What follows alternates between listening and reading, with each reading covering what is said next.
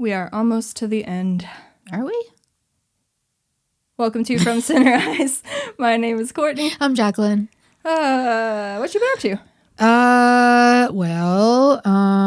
I'm keeping a list of things that I do for my therapist. Oh, yeah? So I actually have a list of things that have happened this week. Fantastic. Am I your therapist? I don't think I'm qualified. I was supposed to hang out with Jack on Monday, but it was the day... Supposed to, but it was the day after my first vaccine. And at that 24-hour mark, I got a fever and I was exhausted. Yep. So I did not end up hanging out with Jack on Monday. Okay. I put a little side note, afraid he's mad at me, and then another side note, he's not. Okay, good clarification. The psychiatrist appointment that I went okay. So you did make it to that appointment? I made it to that appointment. Okay. Yes. She didn't switch up too much on me. She will, but she hasn't yet. Okay. She said one thing at a time. And I'm like, okay. It's usually the best way to go about things. I'm scared. Successfully hung out with Jack on Tuesday. Okay, so you were feeling better than from the vaccine? Yes. Okay. Yes. I was fine on the second day. It's just so that weird how that happens. Day just really fucked me up. I don't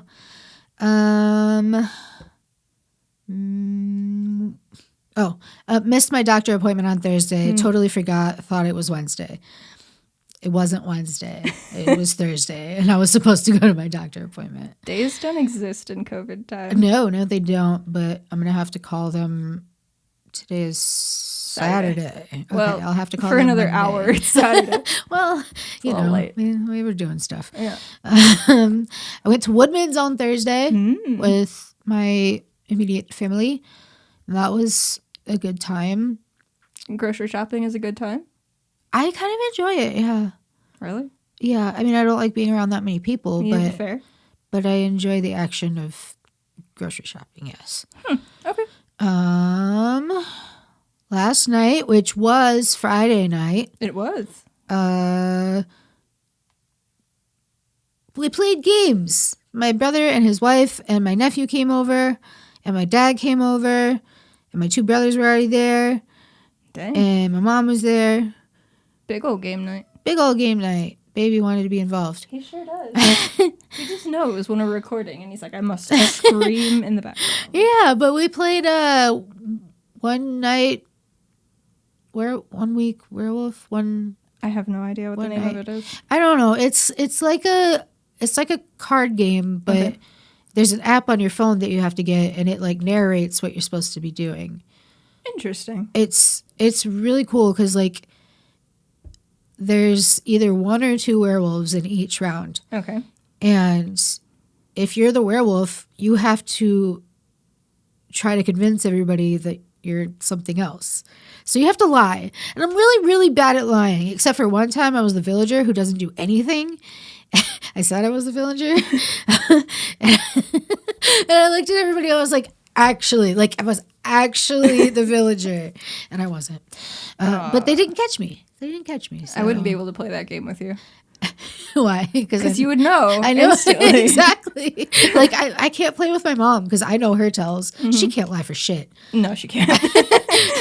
I think she passed that on to me too, though, because every time I get either like because the minion is on the werewolf's team. Two very different mythical creatures. Yes. And then there's also the Tanner, which is on a suicide mission. So you want to get the votes because you want to be killed.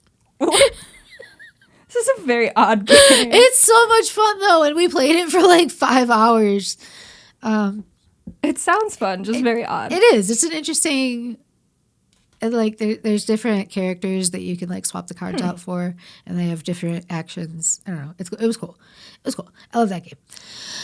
I'm much better at cooperative games than competitive games. Yes. Mm-hmm. Me also, because I cannot lie. I would never be good at poker. I don't know how to play poker. I might be if I'm playing with people I don't know, because I don't care about lying to random people. Right, yeah. I see you. I went home with my dad last night and I got to sleep in my bed for the first time since June. How'd that go? Freaking amazing. Yeah. It was great. It was wonderful. I'm very glad that I did it. Except for the fact that one of my cats woke me up at 6:30 in the morning because he just decided to be a bull in a china shop or whatever the term is. I mean, that's just what cats do. Yes, but the only reason he couldn't wake me up at 5 o'clock was because I tied my strings higher so we couldn't get to him. Oh my gosh. Oh, Freddie. Oh, Freddie. Yeah, but I slept there. It was nice. Did you just like lay out starfish style? I kind of did, yeah. I was just like, this is my bed. Yeah, then my brother came and picked me up this morning and dropped me back off at my mom's. And she is not doing well today because it is day 2 from her second dose of the vaccine. And it really hit her, like, hard. Yeah, dose 2 of Pfizer took me out for a day, too.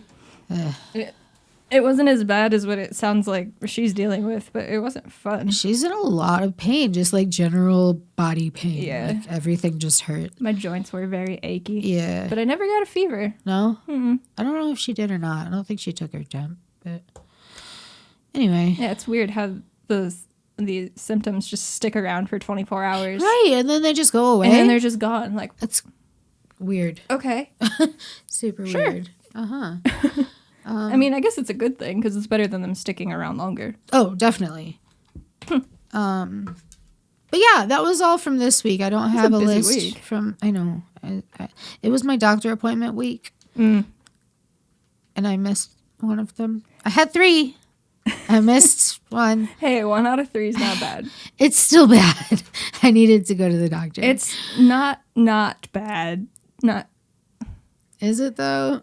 I don't know. It's better than missing more than one. Well, yeah. I mean, I don't know numbers anymore. It's too late. There's no such thing as numbers. Math is a societal construct. But yeah, that was this week. I don't know what I did last week because I didn't take notes. I don't know what I did this week. I don't think I really did anything this week, to be honest. No. Just watched hockey and recorded videos like I do, and that's about it. Well, it's like my days consist of 3 things. I wake up, I play Animal Crossing. Of course, you cannot forget that. No. And then it transitions into the afternoon, and I'll either record or edit a thing. Mm-hmm. And then if it's a Blackhawks or IceHogs night, I'll watch that. Okay. If it's not, then I'll play The Sims. Okay. If it is a game night, I'll watch that and then either record right after or play The Sims after. So it's just every day is the same, and some days there's hockey things thrown in. Okay, but every day there is Animal Crossing and Sims. Yes. Okay. Yes. Unless the games go too late, then I don't want to be up until 4 a.m. playing, so yeah, then I won't, and I'll take a night off. That's fair. Yeah. I'm currently in the phase of The Sims where you just play all the time. Yeah. And then I won't play for like 2 years. It's fine. How's your vampire prostitute guy? He's going? good. He's good? He's good. He's got sorry, sex worker. 3 kids now. 3 kids? Okay. Yeah, all with the same person. I picked one person that he's going to have children with. Uh-huh. And so he's doing that often. All the children's. Yeah. So he's doing okay. He's doing okay. I haven't downloaded the more extreme mods yet for the game. So he's not yet a sex worker. Okay. But we'll get there. He's there in theory. Yeah. Okay. He's working up to it. Okay. We all start out somewhere, huh? We're all on our way. That's where we all end up. If you haven't played The Sims, I'm sorry. We'll have to have an off-season episode all about that dumb game. Absolutely. We're going to have something to talk about. We need a whole nother podcast for that. Oh, yeah. We don't need to talk about that from Sunrise. These people don't care.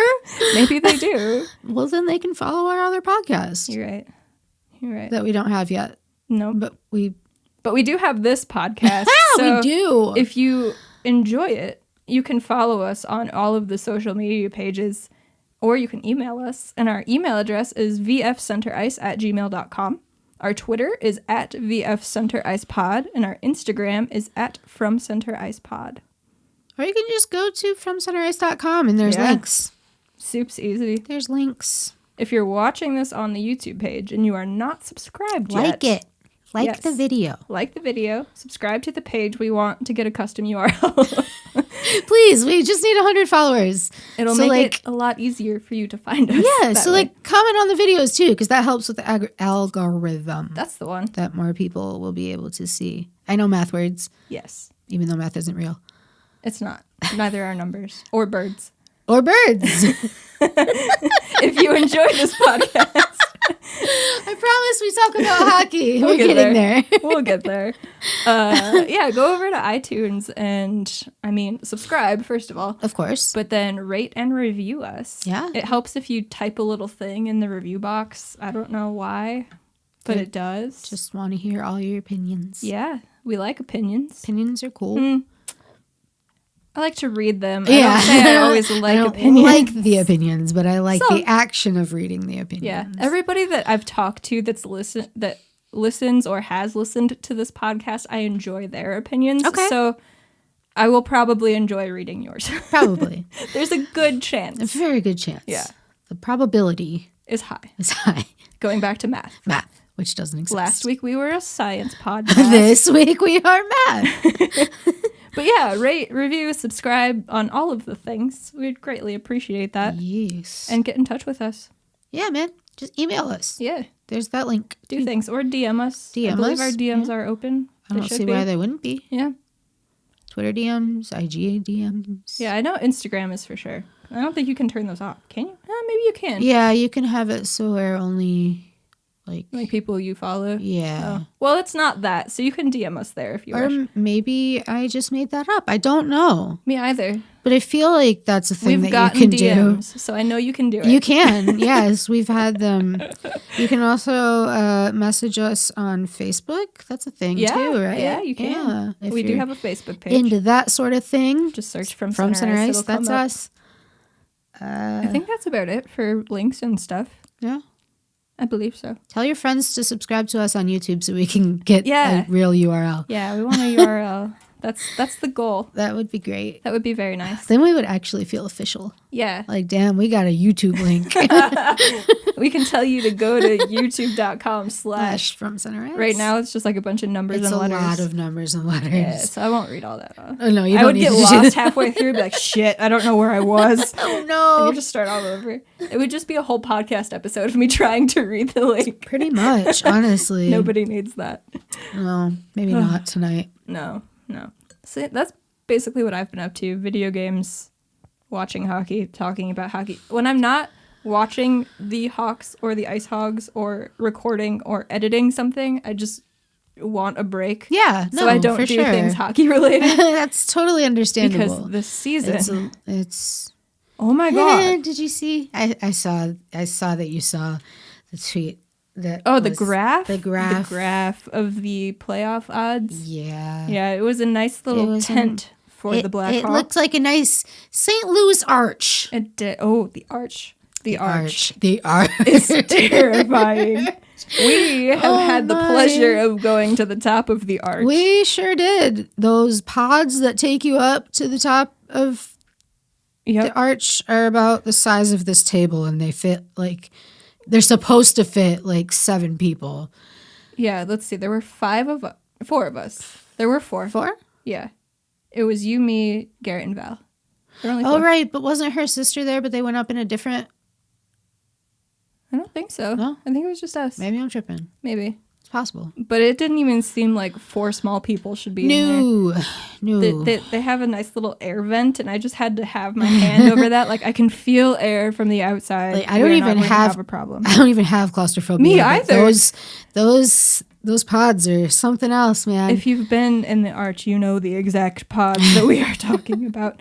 If you have not been in the St. Louis arch and you are claustrophobic, don't go. Just don't. Do not. It's not worth your time. They will not put you in that pod by yourself. Nope. They will try to jam pack it. Yeah. I'm just glad they didn't put a stranger in there with us. Yes. Could you imagine? I would not like that at all. No. No.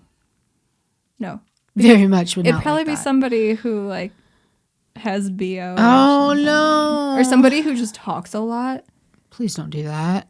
It'd be like that one road trip that we had that I'm not going to talk about. But when you have a road trip partner, just stick to that person. Yeah, That's what I'll say. Don't go outside. Nope. Don't invite new people. See, it was like COVID times before COVID. You have your bubble, just stick to Just it. stick to it. Do not stray from the bubble because things could go awry quickly.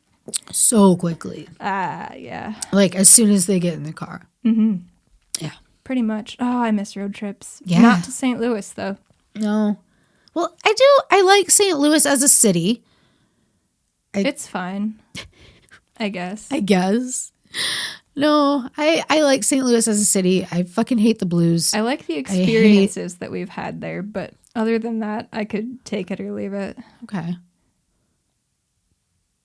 The whatever building it was that we went to was really cool.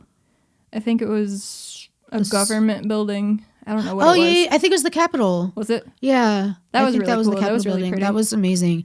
That was one of those places that like you can whisper in one area. Yeah. Yes. How do sounds do the things that they do? Science.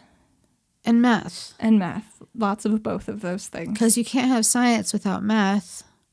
Or can you? Or can you not have math without science? Which one came first, the chicken or the egg? The math. Did it? It would have to. Would it?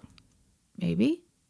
I don't know. If you whisper in one side of the room and it sounds like you're yelling in another area, it's just, it's crazy. Yeah. Oh. I like historical buildings like that. It's super cool. Absolutely. That's why I can't wait until we go to Boston. Yes. So much history there. Yes. We'll have to take longer. Yeah, than we usually. We usually just like stay one night in the city that we're in. We are usually just in and out. Oh, I guess if you're new to the podcast, not this past year, but we are trying to go to every NHL stadium. Yes, that is one of our goals. Yeah, and we drive to all of them because I am terrified of flying. And we also just like road trips. Yeah, we do. So we drive. I very much miss them. Yes, we drive to all. Which has been the furthest? I guess technically it would be Sunrise. Yeah. But we stopped in Jacksonville. So it wasn't just a full... Right. But then we left Jacksonville, went to, was it Sunrise, Florida, where the Panthers play. We went to a game. We drove after the game through the Everglades to Tampa to stay with my grandpa. And then go to a Bolts game. And went to a Bolts game the next day. How fun. We drove through the Florida Everglades and couldn't see a goddamn thing. I wish we could have seen them. Because it was dark. Pitch black. Yep. Pitch black. Yeah, it wasn't. Not a thing in sight. No. I mean, it was cool, I guess, knowing we were there. I can say I've been through the Everglades, but I don't feel like I got the experience of it. I have a very hard time saying Everglades and not Everblades, like the ECHL team in Florida. Okay, yeah. I'm just so used to seeing that. I'm like, which one is the right one? Like Blades, right. Hockey. Blades hockey, yeah. It's Everglades for the actual nature. That is where the swamplands and crocodiles are or something. I don't know. It kind of sucks that more people don't go to Panthers games. Dude, it was a great experience. Yeah, I don't see why they get so much shit. Me either. I mean, they're in Sunrise, Florida. It's not somewhere that you would, I guess, think of going to, but I guess if you're a hockey fan, it's right by Miami. Yeah, it's right there, and it's nice. I don't know. They have cool stuff outside before the game. So does Tampa. But it's not like right in the middle of a city like the Lightning Arena is. Amalie, not like Amalie is right in the middle of Tampa Bay. I don't know. Something like that. Yeah. Parking was very weird in Tampa. We had to park super far away. We did, didn't we? Yeah, in that weird parking garage. And then in Florida, we were supposed to pay for parking, but there was nobody there to take money. I forgot about that. So we just didn't, but nothing happened. So we made it. I don't know what went wrong there, but we got free parking at the Panthers game. Yeah. Hockey in Florida is so weird. Yeah. Because we went in January. We did, and it was like 80 degrees in Tampa. Very different from being up here in Chicago. Such a weird experience. Because, like, up here, obviously, you have a shirt, you have a hoodie, and then you put on your jersey. And some people wear coats over that. And some people wear coats over that. I just don't like carrying coats around, so I freeze instead of putting a coat. Exactly. No, but up, down there. Down there. South down there. South there. It's like 80 degrees before the game, so it's like... We couldn't even wear our jerseys before the game. We were so warm. we were in T-shirts, just chilling. So weird. It's such it's like a dissonance thing in your head. For like, sure. It shouldn't be at an NHL game because it's 80 degrees out. But then you go inside, and it's just a normal hockey game. Just like you were in any other city. And then you walk back out, and you're it's hot expecting again. to be frozen. But no. But it's not. Not at all. It's a very weird experience. It is. It's just coming from somebody who's in the northern part of the U.S. Yeah. Whew. Yeah. It's cool, though. It is. I wish that I liked either one of those teams more than I do because it would be fun to go there more often, but I just don't really care either way. Especially after this season, I don't like them very much. Yeah. If you don't take this season into account, I think Tampa's like my third or fourth team. Really? Yeah. Interesting. Because it's clearly Hawks first. Mm-hmm. And then because of you, it's the Leafs. I can't. He sucked me in. He got me hooked. The Leafs, and then I'm so sorry. Either Tampa or the Avs are not. I think the Avs come next, and then the Bolts would be fourth. Yeah. Interesting. Oh, let's see here. Yeah, what is you? What about you? Hawks. Clearly. Of course. Of course. Sadly, sometimes. Toronto, obviously. Mm-hmm. Third.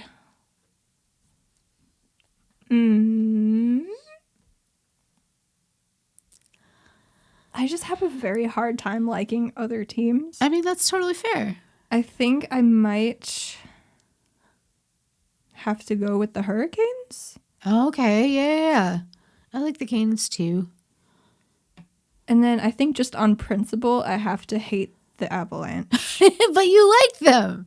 I like some of their players, but I will never forget the game that I went to where I was in the standing room at the United Center and Semyon freaking Varlamov shut out the Blackhawks 4-0, and my feet hurt so bad, and there were empty seats in the 300 level, and we got yelled at by the ushers for sitting in them, even though nobody had those seats.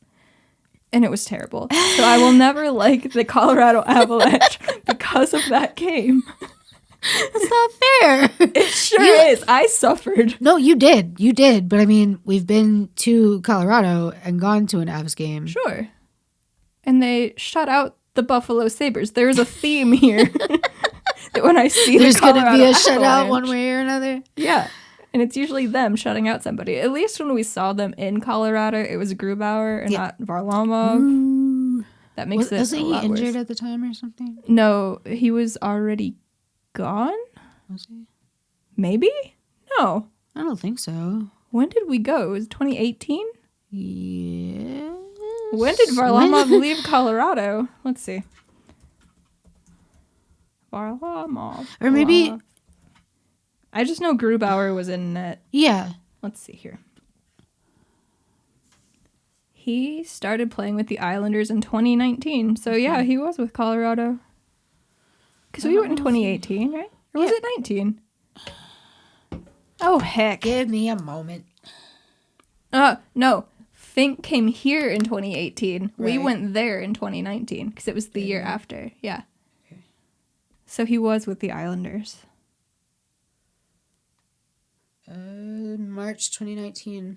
Okay, yeah. So Varlamov was already on the island.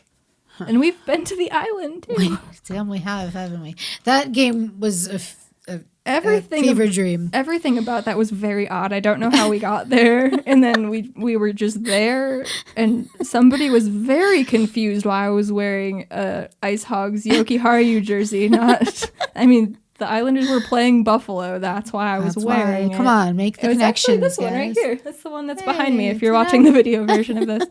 But yeah, Islanders fans, they're different.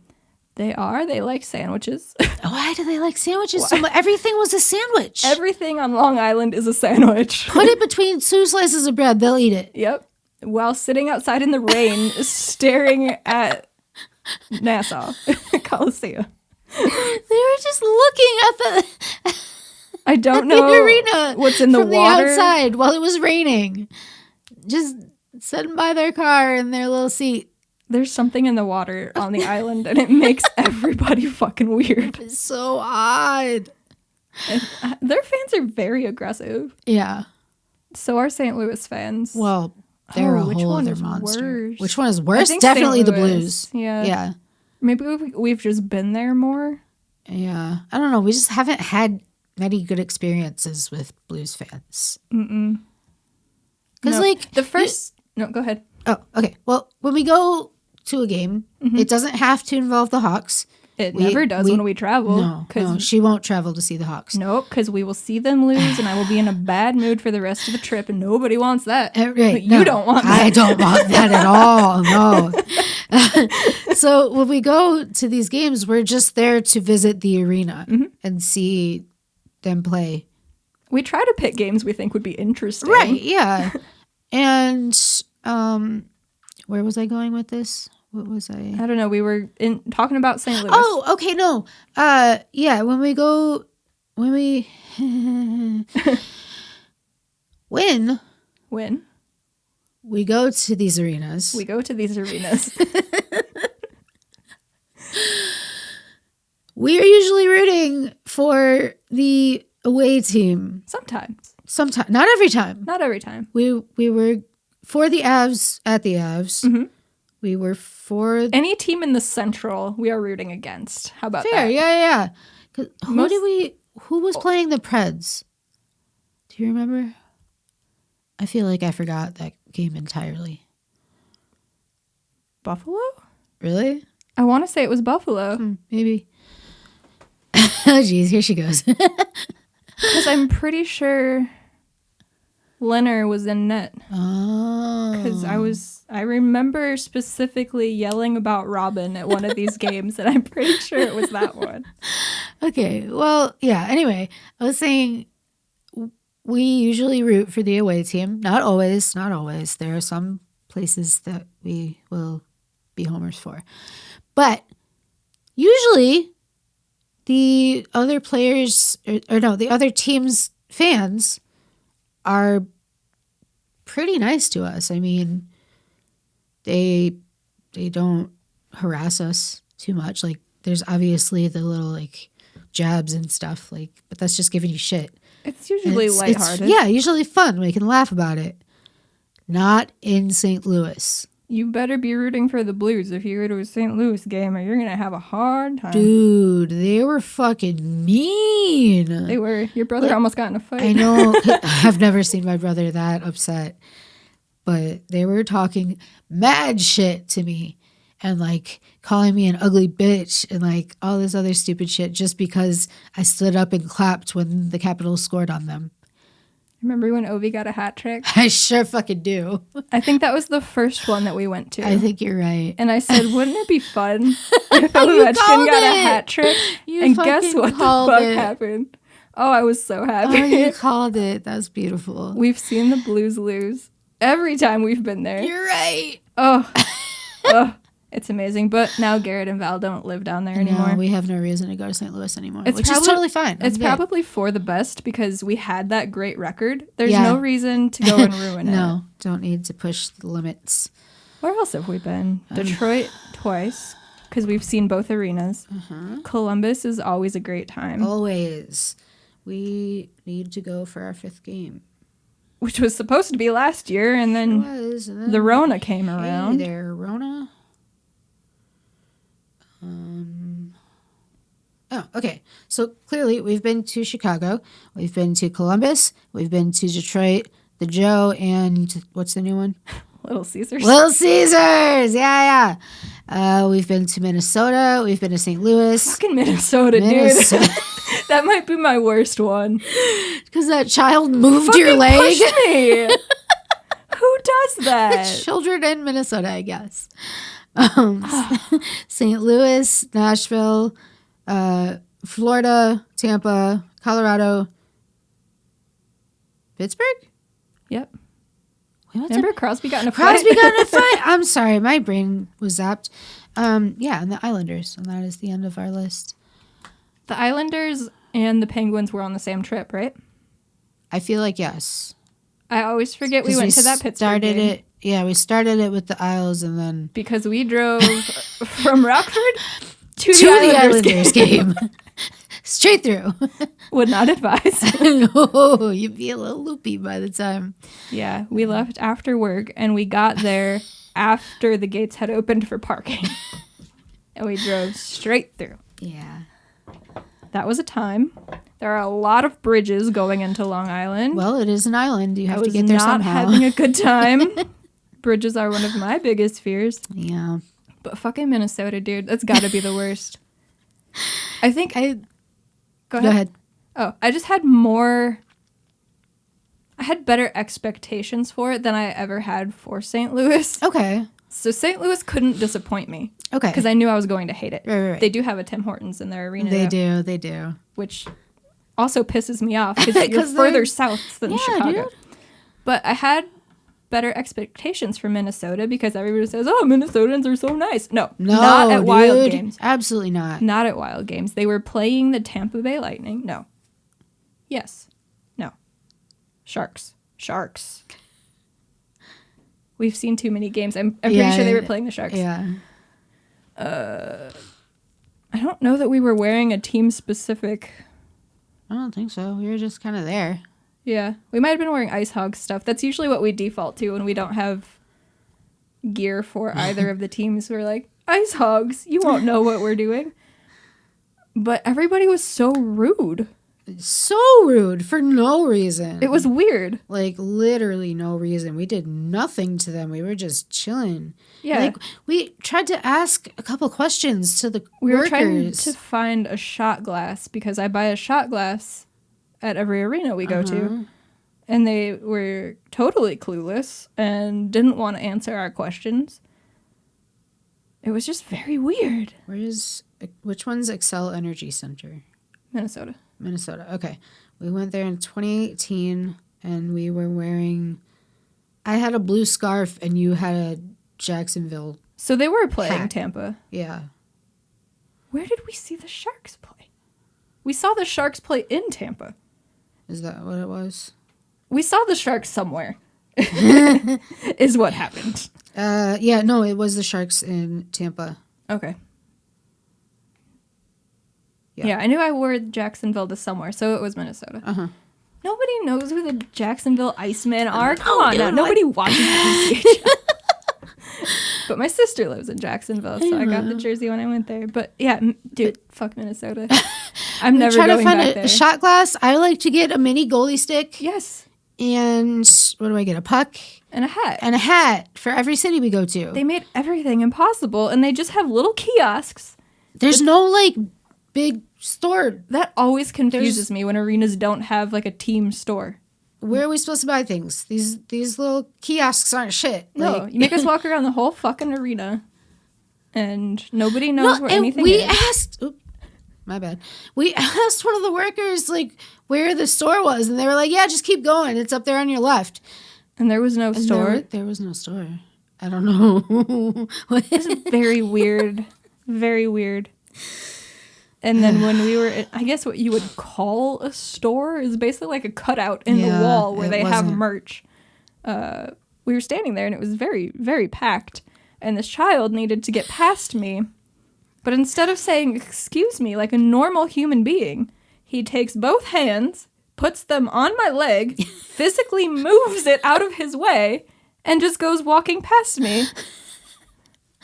And we had split up a little bit during this time because I was looking for something else. At this point, so far out from when we were there, I'm starting to believe I hallucinated that because it's so weird. Who does that? I just saw you on the other side of like one of the stands or whatever, and we finally met back up, and you were just appalled. You were just standing there like, I didn't know what just happened. Who does that? Apparently, small children in Minnesota. I will never forget that. That was the weirdest thing. Very, very odd. They do have edible cookie dough at the Minnesota Stadium. Oh, and then we left it in the mini fridge. Hotel mini fridge. Sure did. I made such a big effort to save that cookie dough. And we left it in the fucking mini fridge at the hotel. Oh my God. It's always something. It's always something. I don't. Nope. Go ahead. No? Go. I don't know what the best one is. The best place we've been? Yeah, maybe Columbus, just because we always go back because it's a lot of fun. It is a lot of fun, but it's very quiet in there. I don't know what it is about Columbus fans that so quiet. They don't cheer for their team. Okay, being from Rockford and Chicago, we got some loud Especially at the United fans. Center. The United Center cheers through the whole anthem. I mean, you're and not the BMO quiet. gets very loud. Very loud, yes. The BMO gets louder than Nationwide Arena does. Which is the weirdest shit. Like the BMO doesn't sell out, mind you. No. But like the fans just don't cheer. There's just like they just watch. A few in each section that are loud. Like let's go. There's one lady. I hope that she's a season ticket holder because she had a chant down every time they scored. It was all her. And it was the most amazing thing that we have ever heard. She would count the number of goals they had scored, and she would count down to doing this chant. And, we need to find our ticket stubs from that game. And when we go back, we need to sit where she was. Yeah, because we've done every corner. Yeah, we have. So now we can repeat. Or we need to go back the other way. One of the two. But I do have a gripe with Nationwide because they got rid of their poutine. They did. Why would you do that? Why would they do that? It was our fourth game, and they didn't have it. They had it for the first 3. We just wanted some poutine. That's it. I don't want to have to go to Canada to get that. Oh, I got it in Columbus. You have a Tim Hortons connected to your arena. So where's the poutine? Where's the poutine? I need these Canadian experiences in the States because we don't have our passports yet. And who knows when they're going to let us back in there. Yeah. Oh, God. Which is the worst thing about going to Detroit because there's just the bridge to Canada. I mean, and you just want to go. You just want to cross that bridge and be like, hey. hey. No re-entry to the U.S. And it's like, so fine, just let's take this. Right? Are they just going to keep us? I don't understand. What do you mean no re-entry? Yeah. I was talking to somebody from Detroit the other day. And I was mentioning that, and she said that some people obviously get stuck going. The tunnel's the worst part, because that comes out of fucking nowhere. Yeah. We almost got stuck going through the tunnel to Canada. And she said that some people obviously mistakenly take that. Well, yeah, it's going to happen. Get to the other side, and they still go through all of your shit before letting you turn back around. But you're not. I know. That's real dumb. It is. Like, just let me go back. It is. Just let me go back. They're probably like, these dumb fucking Americans. We have to make their lives a little bit difficult. We have to inconvenience them a little bit. So, like, fine, I get it. I mean, I get it. I get it. But, like, don't put your signs there when I can't go to see you. Because it's such a tease every time we go there. It is. It's like, oh, Canada's right there. You can stand. You can see it. Yeah, you can stand down at the Riverwalk and watch boats and watch Canada at the same time. I know we've been over this boat watching thing. We have. It's my favorite fucking thing. But I don't know, man. How did we get here? I don't know. We've been talking about this for like 40 minutes. Oh, Jesus, that's a long time. It is. All right. Well, we haven't been on any road trips this year. Oh, no. Well, we just went to Elgin. We did. We did for no reason. Yes, because you hadn't seen my new car yet. So we went to get milk and then ended up going to Elgin. We just hopped on the highway and drove for a little bit, which you can't even consider a mini road trip. No. It's not far enough. No, it's not. What would be considered a mini road trip? A mini road trip? How far would you have to go? A mini road trip. A mini road trip. Like I don't Iowa. I don't know. Yeah, I wouldn't consider Chicago a mini road trip. No, it's not far enough. It's just there. Chicago. That's Chicago. We've been there too many times. You can't consider that. Yeah. I think you'd have to cross state lines. Or like Indianapolis, maybe. Yeah, I guess. Well, if we wanted to go to an Indy Fuel game. Yeah. I was like, why would you want to go to Indianapolis? Can we not go to Indiana? But I'm there. I got you. We do have to go to a Fuel game at some point. Do. That's the only reason I'm going to be in Indiana. Unless I'm driving through it to get somewhere else. Oh, the Field of Death. Terrible. Oh, that is Indiana-ish, isn't it? Yes. The field with all of the wind turbines that you just happen upon at 2 a.m. and it looks like an alien invasion. The blinking lights are all in sync and it just...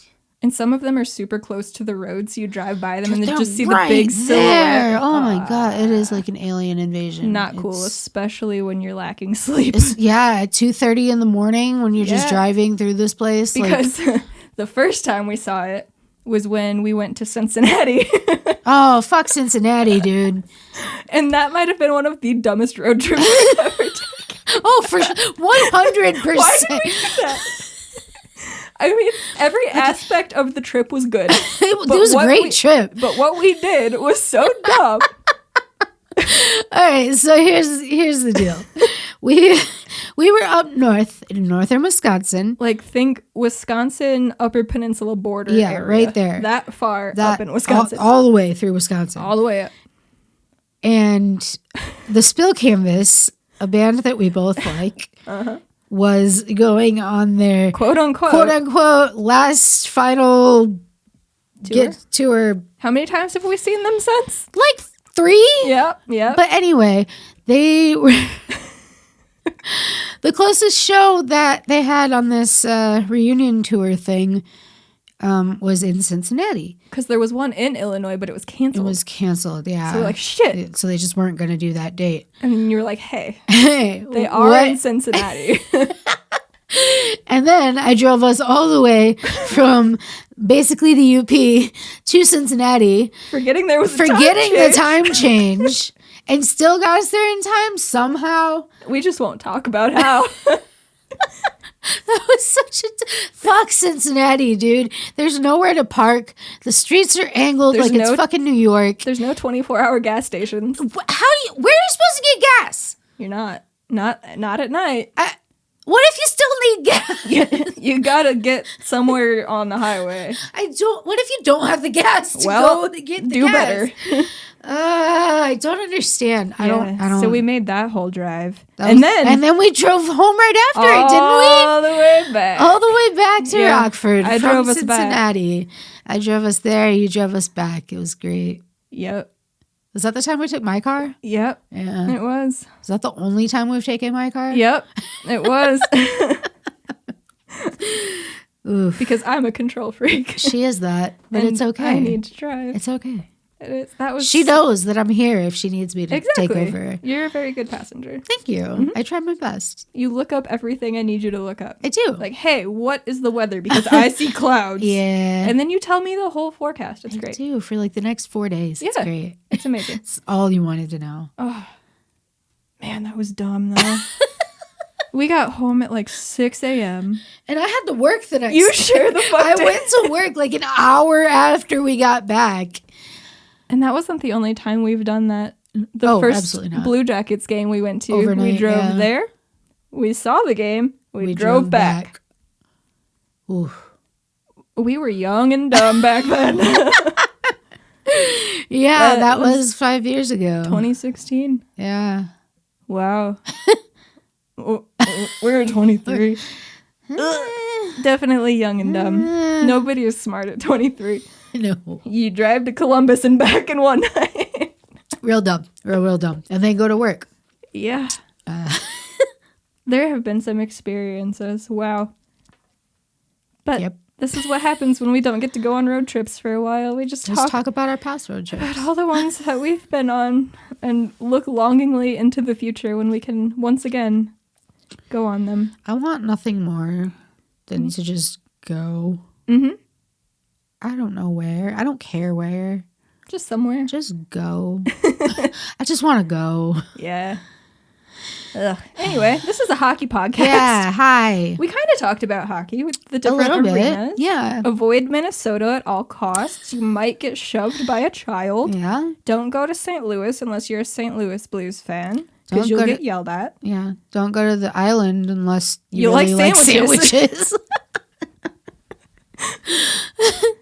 Pittsburgh was a lot nicer than I was expecting. It was. And parking was right across the street. Yeah, it was nice. I am always going to talk about parking when it comes to these things because, again, control freak, so I'm always the one driving. Parking is a huge sell For these sure. arenas. If you have bad parking, I'm not going to go back. Yeah. No, it's a Tampa Bay. I don't want to walk a mile after a game. It was literally a mile. It was.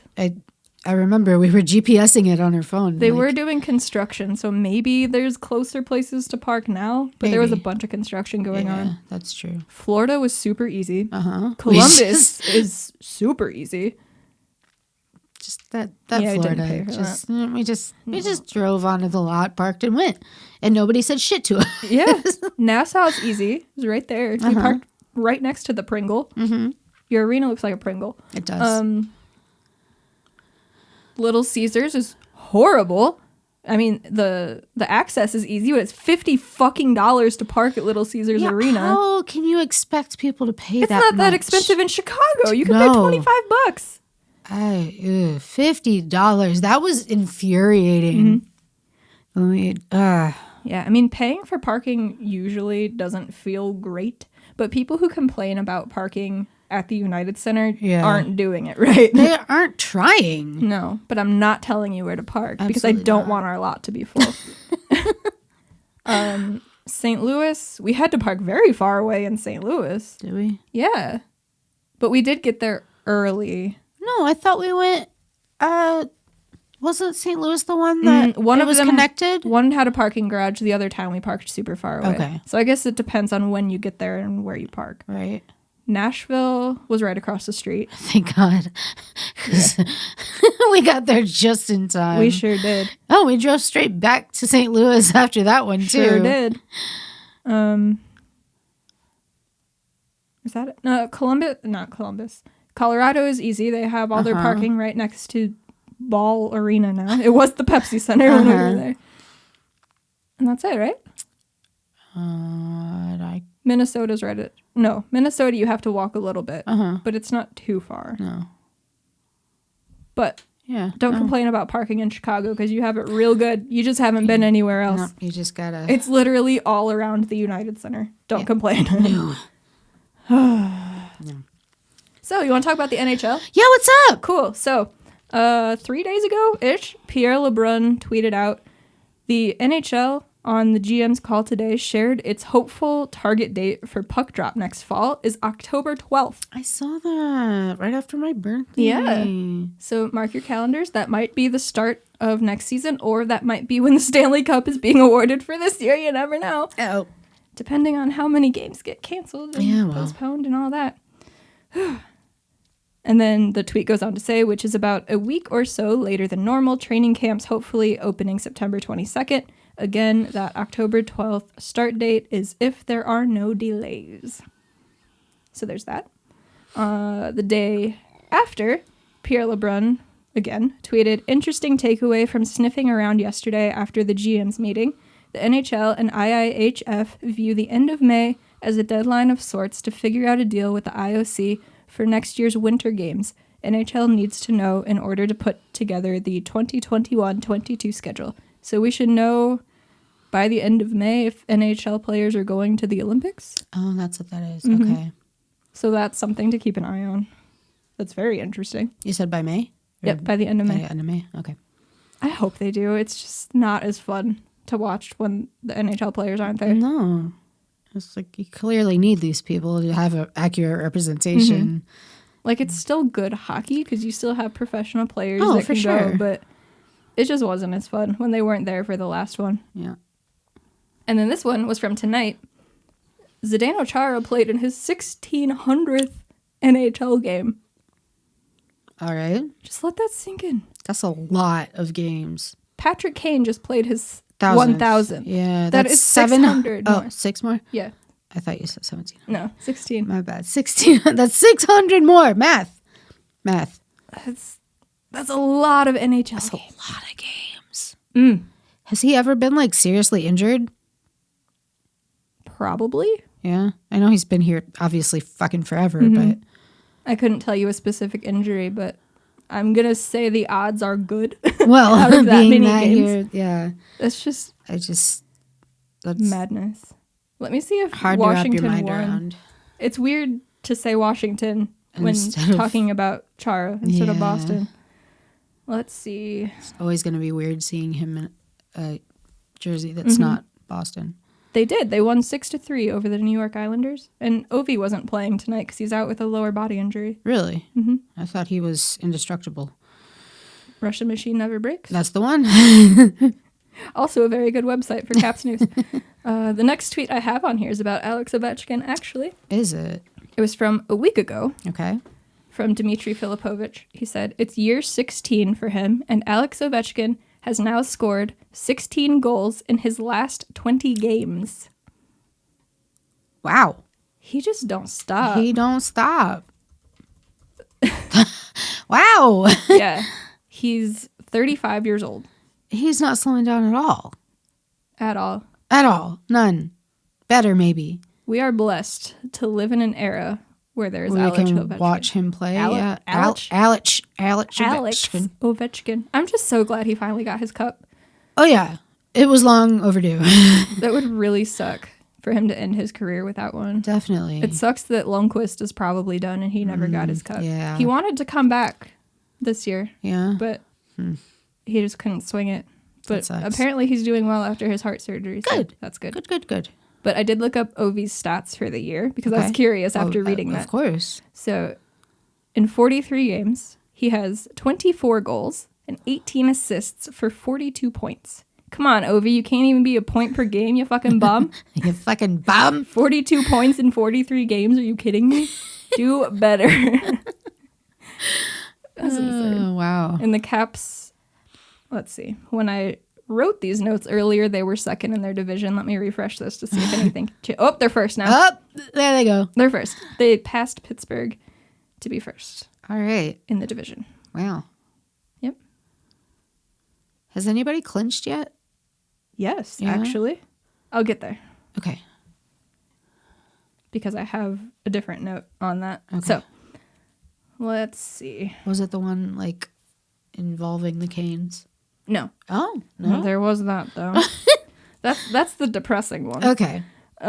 Speaking of depressing, we got an update. This was a few 20 days ago. No, 10 days ago. I can math.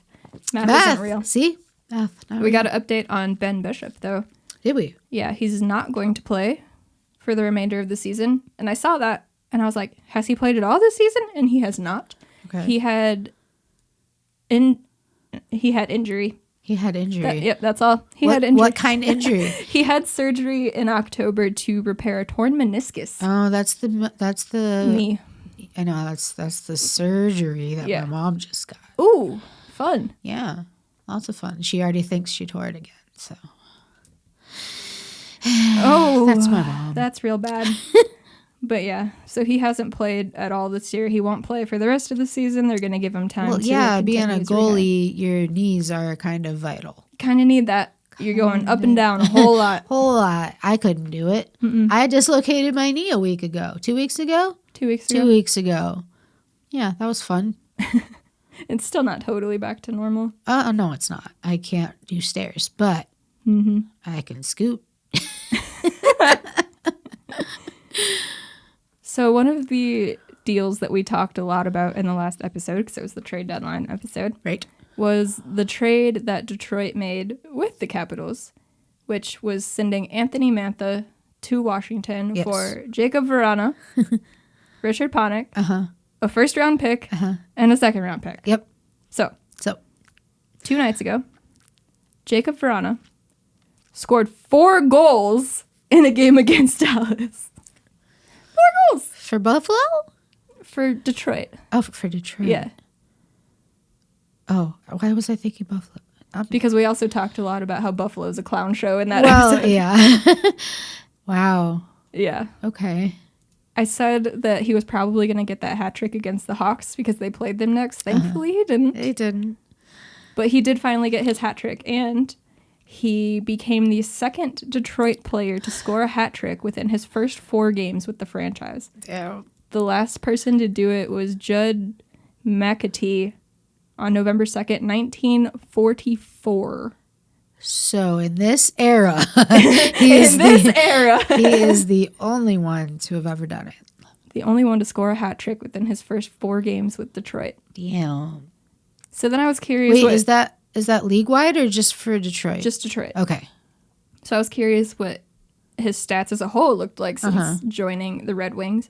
He's played 4 games. I don't know if they played tonight. This was before tonight, if they did play. He's played 4 games, 5 goals, 1 assist for 6 points. Obviously, 4 of those goals came in that one game against Dallas. The other one was against the Blackhawks when he came out of the penalty box and he got the breakaway. So there was that. Yeah. So I looked up Anthony Mantha's stats for the Caps. All right, let's hear it. He's played 5 games, not including tonight's. He has 4 goals and 1 assist for 5 points. With the Caps? Mm-hmm. So he has 1 less point than Verona does with Detroit. Okay. So if it was a 1-for-1, that was a good deal, right?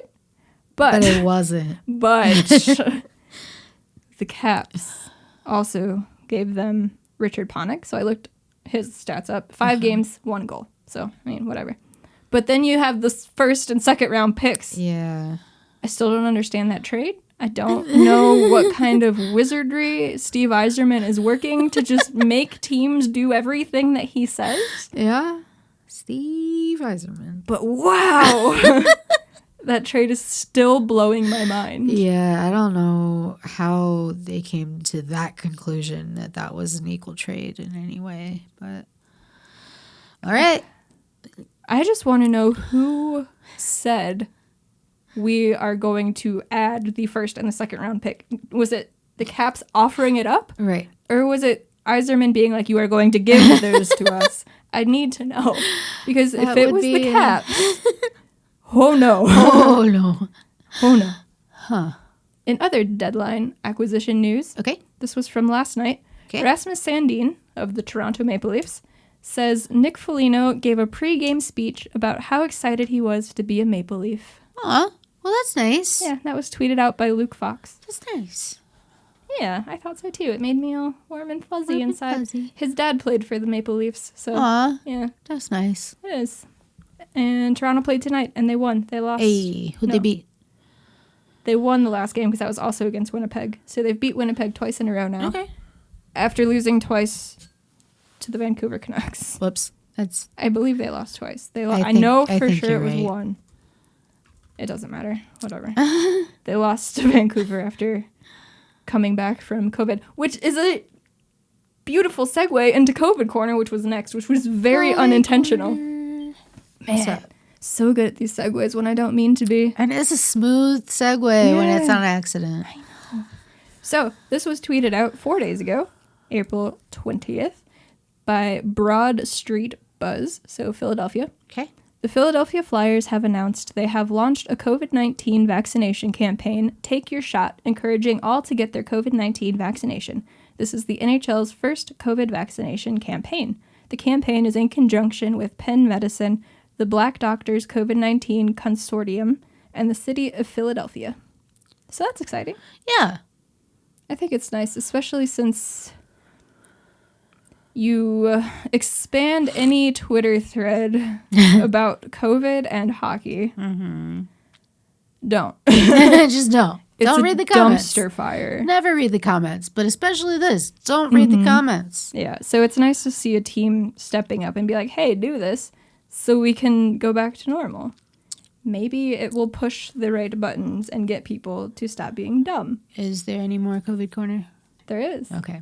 Did you have something to add to COVID Corner? That was just the whole Leonard thing. Oh, yeah, we'll get there. Okay. So next up is the Canucks, because that was the biggest COVID Corner issue for the last month and a half at this point. It's been a while. JT Miller Yes. said some things. Yes, he did. Good on him, dude. So here's part of his quote. This was tweeted out by Thomas Drance. I hope people don't take this the wrong way. I'm super competitive guy, but this isn't about hockey for our team. This is about the health and safety of our players, their family, and their children. This isn't about making the playoffs. And he said he didn't know why or how the NHL expected them to go out and play with, what was it, like one practice? Yeah, no. So they ended up postponing the Friday night game they were scheduled to play. Yeah. They were supposed to play Toronto on Saturday. They moved that to Sunday. So they played Sunday and Monday. And I believe they beat Toronto in both of those games.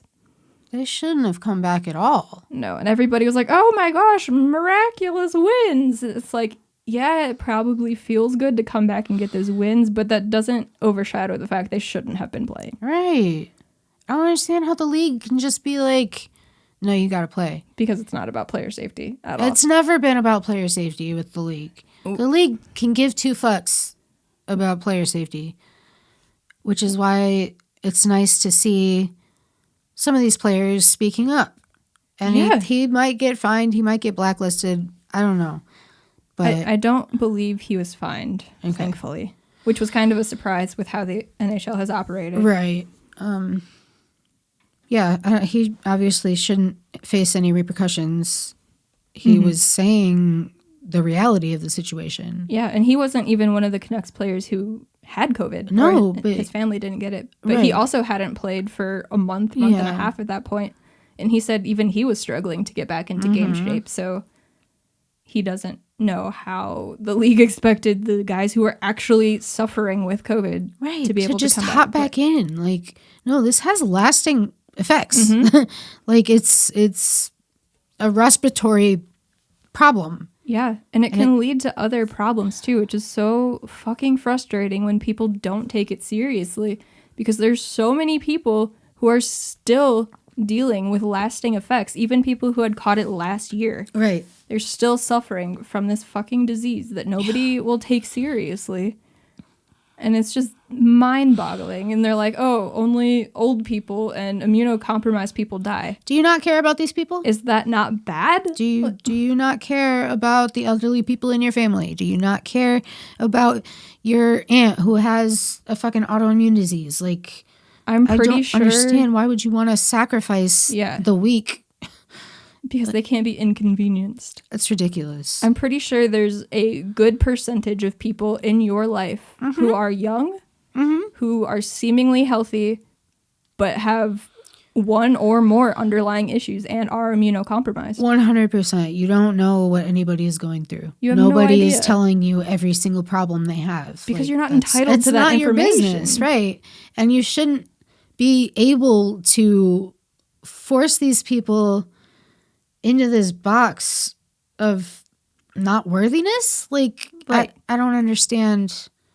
It's just disgusting. It's gross. Why would you not want to support these people and like protect them? Protect them. That's It's the same fucking people saying all lives matter, but apparently they don't. Oh God. Yes. 150,000%. It's just fucking gross. And if you're one of those people, you need to reevaluate your life. Please. And it's just fucked up because so many people are suffering because of COVID, whether it be suffering long-term effects from having it or losing a person close to them. Right. From over 500,000 people dying just in the United States. But it's just like the flu. It's no just big the deal. flu. Just the flu. Yeah, so many people. Don't you know that 99.9999996% of people live through it? Congratulations. What about the people who don't? Right. Why care do we not about care somebody about other than yourself, please. It shouldn't be that hard. It's a lot easier to care about other people. It takes a lot less energy to care than to not care. I promise you. I promise. The hate and the just ignorance. It just makes you a vile human being. Yeah. It's gross. I can't deal. I can't deal. Support the people in your life by not being a fucking moron. Do that. Anyway, more on the Canucks. Blake Price at just Blake Price tweeted out, asked about the support from the team specifically. Bo Horvat references the great support he received from fans and around the league. ... Yikes. Yeah, that's not his team. That's not the NHL. That's from everything that we were hearing on Twitter and from people around the hockey world. The Canucks players were not happy with the organization and how they were treated. Absolutely not. It's just gross to see it. It is. Like, you're abusing the people that are supposed to be out there for you. They are your team. Like, you have to treat them like human beings. I mean, yeah, as a bare minimum. Yeah. And going back to what we always say, it's all about the money, right? These are your money They're makers. the money makers. You are paying them millions of dollars. So don't you want to keep them in good shape? Don't you want them to be healthy? Don't you want it?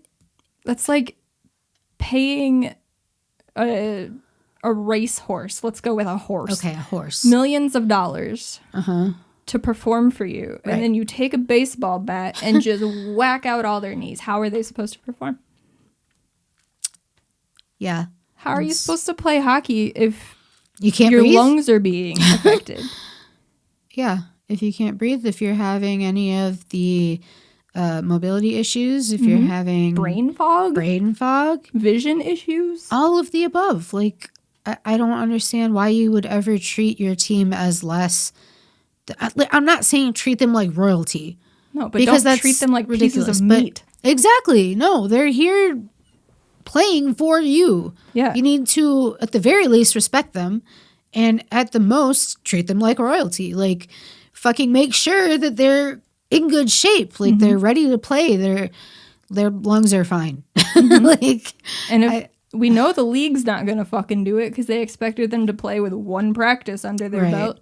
So if the league's not going to do it, the team has to stand up for their players. And if the team's not going to stand up for their players, the NHL Players Association, you guys out there? No. Are you out there at all? I don't think so.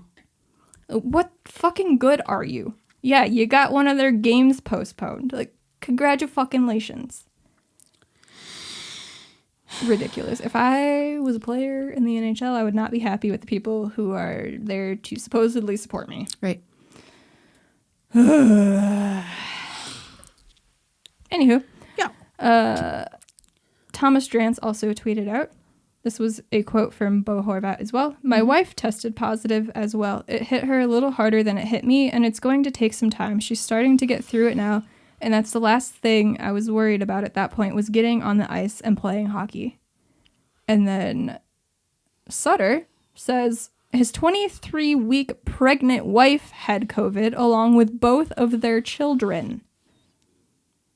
So it's not just your pieces of meat that you throw out on an ice surface and say, go punch each other. It's all of their families, too.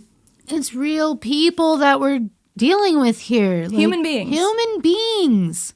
They're not anything less because they're on TV. Right. Or their family is on TV. Like, right. Making millions of dollars does not mean that you're immune from COVID. Clearly. COVID doesn't fucking care. No. It doesn't say, oh, your bank account is too intimidating. We cannot impact you at all. Like, don't understand. So now we'll switch teams and go to the Islanders. Okay. Where Palmieri is playing and not the Devils anymore, which was very weird for me to wrap my head around. He said this 2 days ago. The challenges we face as hockey players pale in comparison to what the rest of the world has been facing. Yeah. How do you feel about that? I heard this at the same time as I heard about the other one. Leonard? Yeah. I don't have his quotes on here, so you can talk about that. Okay, well... I figured we would hit it anyway, so there was no need for me to put it in here. He got quoted saying that what the NHL is forcing them to do is like being in prison, and they were forced to get the vaccine, and how Because if they got the vaccine, then they could just go back to normal or something like that. Yeah, right. And now they're not allowing them to do that. No, because for one, being vaccinated doesn't mean that you're safe. It doesn't stop you completely from getting COVID. It helps. And it doesn't stop you from carrying COVID either. Like, yeah, it's not end all be all. Like, we still have to be careful about things. And for him to compare the experience of being in a somewhat bubble as an NHL player, to compare that to incarceration is really yucky. Like, don't do that for one. And hearing, who was it that said it? Kyle Palmieri. Okay. Well, hearing him say that their experience is pale in comparison is nothing but the truth. I fully support his self-awareness. It's somewhere in the middle, right? Yeah, for sure. Because it's like, this sucks for everybody. 112%. I mean, and it's not fair for people to say that, oh, these guys are rich, they can handle it, blah, blah, blah. Right.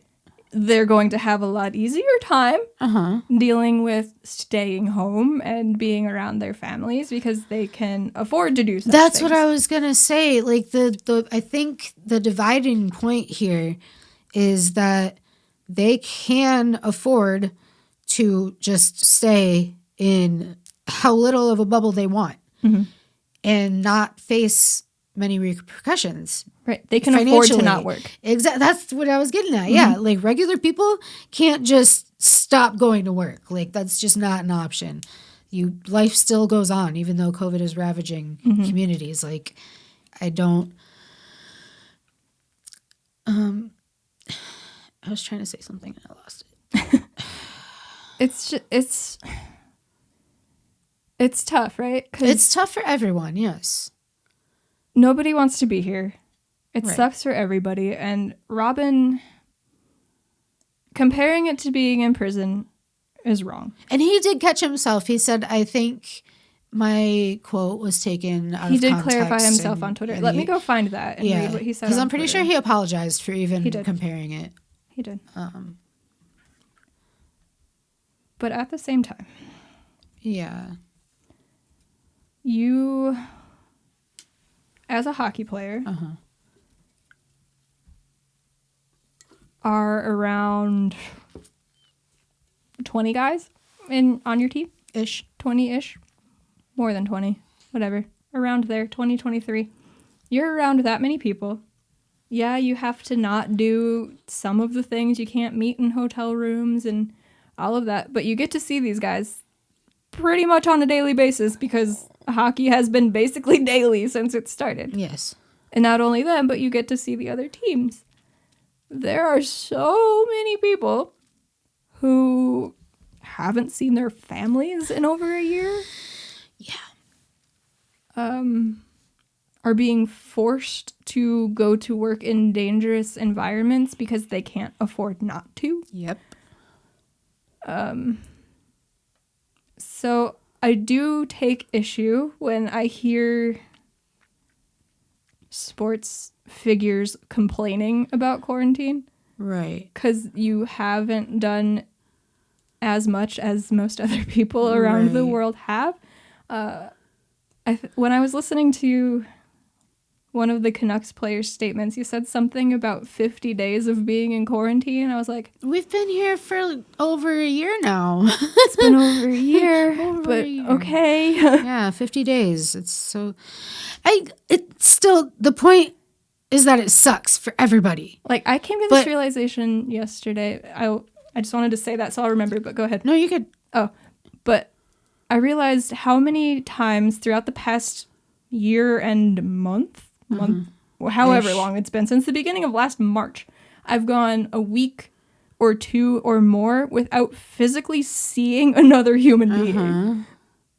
And that's a very weird realization. A lot of people live with their family members or roommates, something. You get to see a physical person on a daily basis.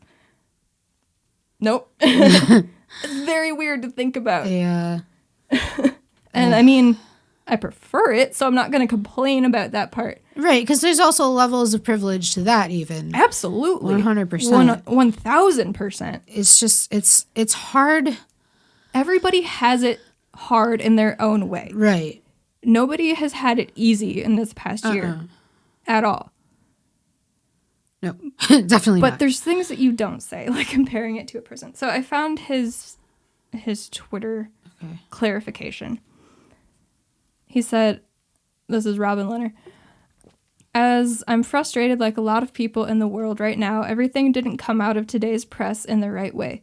Main point is that we need to start taking, I'm going to fix some of his grammar here because he's not native English speaker. We need to start taking the mental health important as well in this situation. It has a huge impact on everyone in society right now. To put competitive edge before well-being of people's lives is wrong. As I said, people are struggling with many different things mentally, and we need to consider that as well. Then being lied to makes it worse. I love hockey, and the league has done a lot of good things, but this missed the mark. My bad to say it's like prison, and I apologize, but with mental health issues that is developing in the world, it develops problems mentally. We will see exactly how this affects everything with time. I don't mean to offend anyone. I hope we can all work together to help people that suffer through mental help from this going forward. I heard how a lot of people are doing through this as people talk to me about it. Okay. I think he has good intent there, but I also think that everyone on some level has to recognize their place of privilege. Yes. Because there are absolutely levels to that shit. Very many levels. Yeah. But the fact that he apologized for comparing it to prison, it's like, okay. But still you have to acknowledge how... It's so frustrating because I know he has mental health issues, and I clearly also have mental health issues, but it's not... You can't blame... Right. You still have to quarantine. You can't use it as a crutch. Right. For not doing the right thing. Right. Precisely. Yeah. I never want to compare mental health problems at all. No. Because that's not necessary. Everybody suffers differently. Yeah, 100%. I'm doing the 100% thing again. But I don't know. I appreciate that Palmieri? Palmieri? Yeah, that's the one. I appreciate that he recognized how they don't have it the worst. Like they're not having... They're fine financially. Right. They have a very large bubble of people they get to see. They sure do. But again, it sucks for everybody. And it's hard on everybody because changing up your routine, doing things differently from how you normally do it, how you like to do it. Hard. It's difficult. And nobody's denying where that. you're from, yeah. But going back to what you said, you have to acknowledge your privilege. And I don't think Robin did a whole lot of that. no. But I'm not mad at him for it. Also no. But he has to be aware of what he's saying. Yes, because no matter intent, words are going to be received in... Especially when you're a privileged white man. Yes. Making millions of dollars. Yes. And again, going back to that, making all of that money does not make this easy. No. But you have access to more things than a lot of people. You have more access to a lot of things that a lot of people don't. And you can afford to not work. Yes. So you have to acknowledge that. It's a very complicated situation, and it sucks for everybody, and we all have to figure out how we're doing things anymore. And I feel like we're just going to keep talking in circles because it's so complicated and because there's levels of privilege that need to be recognized, and you have to see how the other side lives. Right. And it just goes back to not being a fucking asshole. 100%. I know I said I was doing it again, but I'm going to say that. 100%. 100%. Just do the best that you can to keep you and everybody around you safe. I don't know why that's hard. Right. And I don't know what he was told by the league. Of course, none of us will ever know what he was told. And we don't know what he was, quote unquote, lied to about. Being lied to does suck. It does. At any level. The NHL denied it, but we... Yeah. Do we trust the NHL? Do we... I'd be more willing to trust Robin. Yeah, definitely. But again, there could have also been some serious miscommunication, and that seems like what it was. And such, yeah. And we know the NHL sucks at communicating. Even when it's clear as day. Yeah. They can't tell you that the sky is blue. Apparently, it was reported that some players were given out the flyer that the NBA gave out. I don't know what that was. He tweeted it out yesterday, I want to say. Robin did. I don't have it up anymore. But he said something about, and I'm lying or something, and then he posted that. But if you enlarge the image, it has the NBA logo, not the NHL logo. But then I want to say it was Emily Kaplan replied to that saying that she heard a lot of NHL players were given this flyer. What was the flyer? It was saying how you don't need to quarantine and stuff after vaccinating. But I don't think it was anything that NHL ever officially enacted. So, again, none of us are ever going to know what those conversations were like. Definitely not. But that's never been something that the NHL officially put in motion publicly. Right. It's all speculation, and it's that's very why it he sucks. said, she said. Yeah. But at the end of the day, all of this just sucks. We all want to go back to... Careful. Back to not being in danger going outside. Okay. Yeah, I would say that's necessarily think that everything that was considered normal before is good, so I don't want to say go back to normal. No. But we all want COVID to be gone, or to have people not dying from it. That'd be nice. It's probably never going to 100% go away, but we can get it to a point where people aren't dying from it and being in the hospital from it. And that's what we want to get to, and that's why you either need to stay away from people or get vaccinated, do a mixture of both, whatever. Right. We can't tell you what to do, but just don't be an asshole. That's all we're ever asking. And just listen to people when they tell you what they're struggling with. And if people have to go work these quote-unquote essential jobs because you can't be bothered to change your routine and you just have to go out to restaurants and go out to bars, so you're making the kitchen employees, the bartenders, the wait staff, all of these people work because you just have to go out and do your normal thing. That's why this is still around. Yeah. It's not optimal. No. The whole situation is just... Everything about it sucks. Everything. All of it. And there's no way to just discount that and be like, yeah, we're all having a great time. Exactly. Because... And I know... That's just not true. Most people are doing the best that they can. Yes. But it's these people who just keep denying it and say it's the flu. You're fine. Everybody survives except for the old people and the immunocompromised people. We don't just care about all people. People are not lesser than you. No. You're not more important than some random old lady. No. Especially a life is a life. With viewpoints that don't treat people like human. Like, you're definitely not the superior one there, bud. No. Yeah, don't be an asshole. That's the moral of COVID Corner. Care about people. Yes. You want to move on from COVID? Please. All right. Players are getting testy with the officials. Are they? They are. A couple days ago, Wayne Simmons said, "I am getting sick of guys jumping our goalie and being able to spear our goalie and the refs not calling it. So he got into an altercation with Pierre-Luc Dubois. I didn't see it. I didn't see the game. I don't know what happened. Maybe it was a bad hit. There were different things on Twitter. I didn't look. I didn't read too far into it. I'm just reading the quote about the officiating. Just putting that out there. But you don't hear that very often because players typically get fined when they talk about the officiating for whatever dumb reason that is. Yeah. And then last night, going back to our trusty team here in Chicago. Oh, boy. Patrick Kane.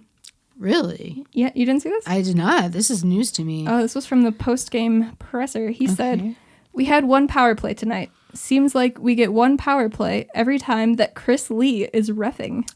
He called out a specific ref. He did. Damn. You never see that. Never. I was watching the post-game interviews because they came on after the game, post-game. That's when they do that.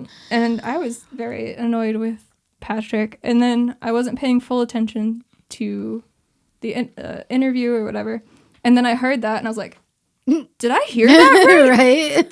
There's no way I just heard that right. And then I saw it pop up on Twitter. I was like, who? They're actually calling out real names. Did anything... Did anybody respond or no? I haven't heard of any discipline. Maybe, I mean, it would be a very bad look for the league, which most things are, if they were to find players talking about officiating when we just had the Tim Peel incident. Yeah. That would be a very bad look. It would. But we know that the league doesn't think about things. No. So we'll see if anything comes from it. But as of today, I didn't see anything. I'm just surprised that he's not usually very critical of people who are not on the team.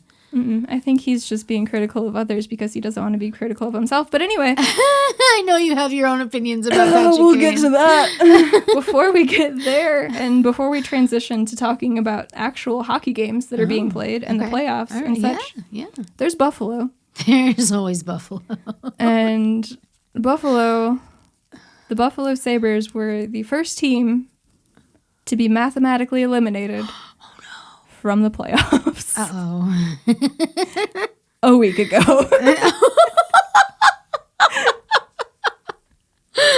To the surprise of absolutely no one. I thought they were going to make a deep run this year. I don't know. Fucking liar is what you are. Yeah. Oh, boy. So they've been eliminated. There's that. But they did have their rookie goaltender come up, and he won his first game in the NHL. Oh, okay. So that's exciting. Well, that's very exciting. Good for him. I love a rookie goaltender. Oh, yeah. And you asked me if any teams had clinched so far, Right. So I was waiting for this. Vegas was the first one. Of course. Then there was Colorado. Okay. And then there was Minnesota. Uh-huh. So all the teams out west are clinching, Minnesota's been doing and that one. that's it. Yeah. Yep. I mean, the teams behind them are Arizona, St. Louis, San Jose, Los Angeles, and Anaheim. St. Louis is surprising, but the rest of those are not so much. No. So the only teams who have clinched a playoff spot are in the West. Okay.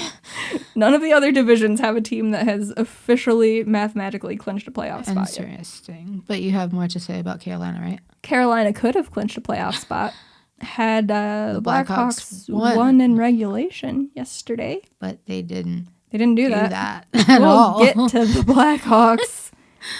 Oh, we will get to the Blackhawks. But to transition to the AHL before we talk about the IceHogs. Okay. We are losing another AHL team. Which one is that? The Binghamton Devils. Really? Yeah, they put out a statement on the 20th and said, "To our loyal fans, to say our organization is disappointed in the news from the New Jersey Devils is an understatement. We are all deeply saddened and shocked. We want to thank all of the fans and partners so much for your loyalty and dedication over these years. To keep professional hockey alive in Binghamton, we are currently exploring all of our options. We have exceptional geographic location and a building full of the required amenities and features to accommodate a professional hockey team. With that being said, we hope to see you all back here soon." I'm pretty sure the Devils are changing their affiliation to Utica, Okay. which was Vancouver's affiliation, and I want to say that Vancouver's getting a team closer to them instead of on the other side of the country. That would make sense. Yeah. So that sucks. That's fucking heartbreaking. Yeah. Like, I couldn't imagine. can't even imagine what I would be. I would just be crying. So Pretty much much. crying. You couldn't console me if I just lost my IceHogs. Yeah. Or even if they changed affiliation. Oh like, no, I would be a wreck. I don't know how teams do it. I don't know how Wolves fans do it, not being able to keep an affiliation. There's been so many teams over the past 5 years. Just since I've been watching hockey, they were Vancouver, then they were St. Louis, and then they were the Golden Knights, and then Carolina, and kind halfway of Milwaukee. Nashville. Yeah. I don't know. Then you have like a whole nother... Like, what if it's an NHL team you hate? Right, and that's also my confusion about Wolves fans. Are they Blackhawks fans? Because they're like right there? A lot of them are, yeah. Which is why you see so many Hawks jerseys there, which is very weird. They're so confused because you can't cheer for the Wolves and also the Blackhawks. Cheer for the Blackhawks, hate the IceHogs. Riddle me that one. Somebody it's your prospects. Sense. Make it make sense. It doesn't. It doesn't.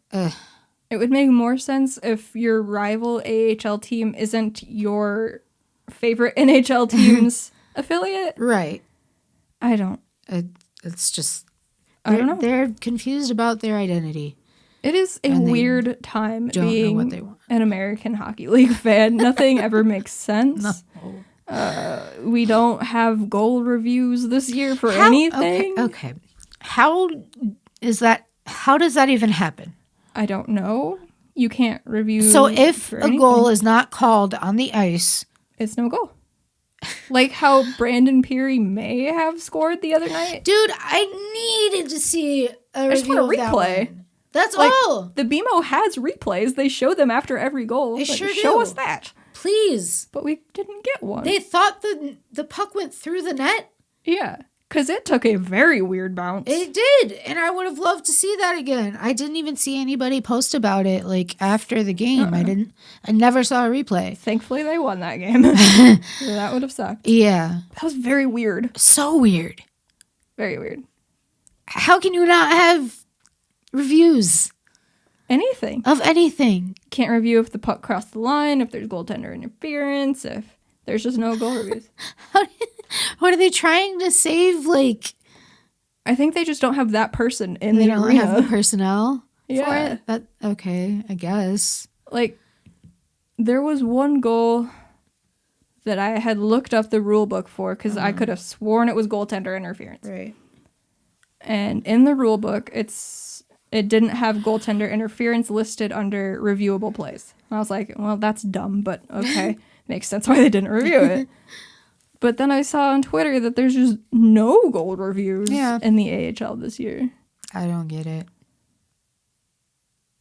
You're a professional hockey league at the end of the day. This is why people don't take you seriously. Yeah, no, that's definitely Which is so frustrating because people don't realize how good the hockey is in the American League. Yep. Because they do clown shit like this. Yes. I will forever stand by the fact that AHL hockey is better than NHL hockey. 100%. Because there isn't all this bullshit going on that the pro players have to deal with. Like, it's just guys playing their hardest to make it to that next level. It's a lot more raw. Yeah. You can see, like, the raw talent that guys have. In the NHL, it's a lot more polished, and everything is a system. It's all... Absolutely. Like, all the fun is coached out of it. No, that's a wonderful way to put it. Like, who are some people that we've seen that have been amazing, that we've seen specific skills and, like, talents and positive points to? Like, we've seen Boquist, we've seen... Henry Jokiharju. Everybody knows about that one. He deserves better than Buffalo. Oh, I feel like people would respect him more as a player if he didn't get stuck in Buffalo. Because everybody's just like, oh, he's a bad player. No, he's on the Sabres. Look at Taylor Hall. He's doing better now in Boston. Who would have thought you escape from fucking Buffalo and you turn into a good player again? Fuck. I will defend Joker to the death. No, you are all right. But I mean, There've been so many guys that so we've many. seen. Brandon Hagel. Yeah, fucking Hagel. I love him. Yeah, so all of much. these guys start. Highmore? Yeah, He's not ours anymore. he's not. But he was. He's in Vancouver now. Poor guy. Yeah, all these guys start in the AHL. It sucks when guys just make the jump from junior or college to the NHL. And then we never get to see him. I hate it. I hate it. I want to see them down on the ice with my own 2 eyes and see how they play. It's just more fun. It is. AHL hockey is more fun. So much more fun. You're not going to get as many beautiful plays, highlight reel plays, but it's not about that. there's a lot of them. Yeah. It's just good hockey. It is. It's good, fun hockey. Well. Not all teams are good. Sometimes. Overall, it averages out to be very good hockey. Agreed. Sometimes it's just not any fun. And then there's the IceHogs, and it's never fun when it's the IceHogs because they're just stressful. No. Even when they win, it's not fun because you have to go through so much bullshit to get to the win. Lord. But they signed a new player. Who'd they sign? Carson Gisevich. God damn it, I said... We heard it 8 million times. God bless Joey for saying it so many times. It was helpful, and I said it back every time he said it. Gisevich. How do you spell it? Gicewicz. Pretty sure it's Gisevich. Or I'm that... What now? I don't think that's right. Jicewicz. We signed Jicewicz. Is that Google? That was howtopronounce.com. Oh, no, it's wrong. Yeah, that's right. We're going to go with Gisewicz. Gisevich. I'm already saying Gisevich. it differently. Anyway, we signed him. I think that's how you do it. He got his first assist tonight. He did. In his second AHL game. Yeah. So the games since we last recorded. Mm-hmm. They played on April 13th at Iowa. They lost 4-1. Ouch. That was the game that started with Josiah Slavin getting a shorthanded goal. Right. Cale Morris was in net. Lost 4-1. I believe it was 3-1 on the goaltender, 4 with the empty net. Yeah. Then there was April 17th versus Chicago. This is the one that they won. This is what I mean, where you have to go through so much bullshit in order to enjoy an IceHogs win. Yeah. So Reese Johnson opened the scoring. Okay. It was assisted by DJ Busdecker because he's just on fucking fire lately. Yes. Then they allowed 2 goals. Nalimov was in net for this one. All right. Andrei Altibarmakian tied it up, assisted by DJ Busdecker and Dmitry Osipov. Uh-huh. And then they allowed another goal. And then somehow, through wizardry and mind control and some sort of magic, Mackenzie Entwistle tied the game while he was behind the net. Yeah. So he made this super beautiful, fancy toe drag through the legs move in front of the goaltender. Yeah.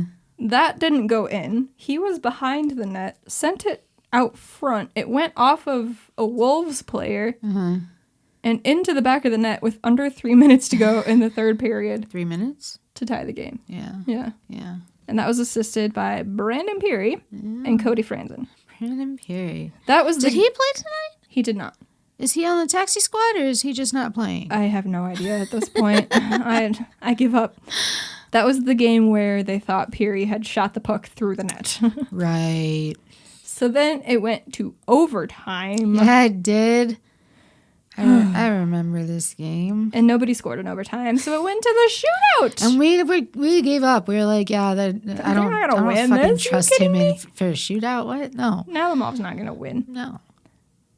Tim Soderlund scored. Yep. Nalimov stopped the Chicago Wolf shooter. Uh-huh. Brandon Peary scored.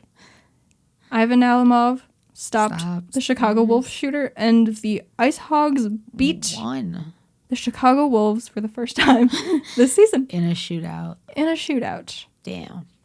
With Tim Soderlund and Brandon Peary scoring. Like, big time everybody would have guessed. That is the only puck he has put in the back of the net this season. Timmy? And it doesn't count for a goal because it was in the shootout. It was a shootout. Oh, big time, Timmy Tim. Your time will come. He needs to stop carrying the puck around the zone and then turning it over. Yeah. Well, most of them need to stop doing that. Also that. And then there was April 23rd at Iowa. That was yesterday. They lost 3-2. You didn't watch that game. You were watching yesterday? The Blackhawks. Yeah. Yeah. And I was kind of watching the Hogs. It was, the family was over. It was hard. Chris Wilkie scored. Yeah. I sent you his face. You did. And then they immediately got scored on. Garrett Mitchell scored. He tipped an Anton Lindholm shot. And that was the end of the scoring for the IceHogs. Cale Morris was in net for that one. But they played really well. That game was one of those... IceHogs? Yeah. That was one of those frustrating losses where you can't be mad because... They played well. They played really well. They just weren't getting the bounces. They got robbed 3 times by the goalpost. And they looked good. They were getting chances. They outshot Iowa. They outshot anybody? They outshot Iowa, yeah. Damn. Yeah, so it was just, it's one of those frustrating losses because you want to say they should have won, but I mean, Iowa did their thing to win. But they played again tonight. Yes, we watched that. Against the same Iowa Wild team. Yeah. And we didn't see it, but they won because... I forgot the outcome because their fucking feed died out with less than a minute left. They won 5-3. I was just going to go pull up the game. Netter, yeah. Yeah, so I could see who scored, and I saw that the IceHogs won 5-3, and I was like, they did? Yeah, I guess. Nobody could see it, but it happened, I guess. Yeah. They did not outshoot Iowa this time. The shots were 39-29. Okay. So it wasn't terrible on the IceHogs' part. They allowed a lot of shots. No. They've done that all season. But their penalty kill was amazing. Yeah. Iowa went 0 for 6 on the power play. That's crazy. Do you know what number we are in penalty kill? I can tell you. Please do. Because I want to know. We were near the bottom. For penalty kill? Like we got scored on a lot? Mm-hmm. We are currently 18th. We popped up a lot. Yeah. 18th in the league. All right. Wait, no. That's power play. I lied. Wrong. I lied. Wrong. Penalty kill. That's the one. We are lower. We are 25th. Oh, no. 25th on the penalty kill, but they killed 6 tonight. We were really good at something. And they weren't. I thought the Blackhawks were. Oh, is that what it was? Yeah. They were really good on the penalty kill? Power play. Shockingly. Very shocking. Well, either would be shocking. You're right. Yeah. Yeah, the IceHogs are 25th. But they've looked a lot better. Yes. Tonight went well. That's just something you could say overall. But before then, goal scorers tonight, DJ Busdecker opened the scoring for Rockford. Sure did. Iowa scored first, but he opened the scoring for Rockford. Then Dmitry Osipov scored while I was in the bathroom. She heard me go, woo! Yes. I heard my phone vibrate, and I was like, uh-oh. And then I heard you go, woo! And I was like, okay. Okay, it's good. It was good. And then they got scored on. But then DJ Busdecker scored again. Yeah, he did. 2 goals. And then Dylan McLaughlin scored. And then Garrett Mitchell with the empty netter that we didn't get to see. No. Ridiculous. But it was basically over. Yeah. It still really, really sucks to not get to watch the final minute of the game. You've suffered through this much. You don't even get to watch them celebrate. You don't get to watch your players be happy. I just want to see a happy goalie. That's all I want. Not allowed. Not allowed. The IceHogs remain second half of back-to-back champs. I don't know why they're so good at the second half of a back-to-back. They didn't score first this game. They scored first in their previous 6, I want to say. Okay. Maybe that's a bad look for them. Maybe. Maybe the key is to not score first. I don't want that. You let them get one in, and then... That's dangerous. Because sometimes this team just dies. Yes. When they get scored on. This is all back to probabilities. Yes. Math doesn't exist. Math doesn't exist. But overall, the IceHogs have looked a lot better lately. Yeah. Yeah, they really have. I haven't been super upset with much. Like, of course, I'm always yelling at them. That's what I do. You can't not yell at your team. They've been playing better than the Blackhawks have. Yeah. Okay, because last night, I hate when both of the games start at the same time. Why can't they stagger the start times? I don't know, but the IceHogs and the Blackhawks both played at 6 yesterday? 7 yesterday. Either way. And then the IceHogs started at 6 tonight. Yeah. I was just so conflicted on who to watch because, like, normally IceHogs come before anything. Mm-hmm. But, like, at this point in the season, they're not playing for anything because there's no AHL playoffs. So I feel like with the Blackhawks being trying to make the playoffs, I figured that I would watch that game because it was more important. Mm-hmm. That didn't go well. You chose wrong. I chose incorrectly. Because while the IceHogs lost, they didn't look like shit. They looked good. Good. Yeah. I'm glad. I thought it was a decent game. And I've noticed that they are a lot better when teams are trying to enter their zone. Okay. Like they're getting sticks on pucks and just breaking up zone entries. That's so important. I know. For the kind of hockey that they play.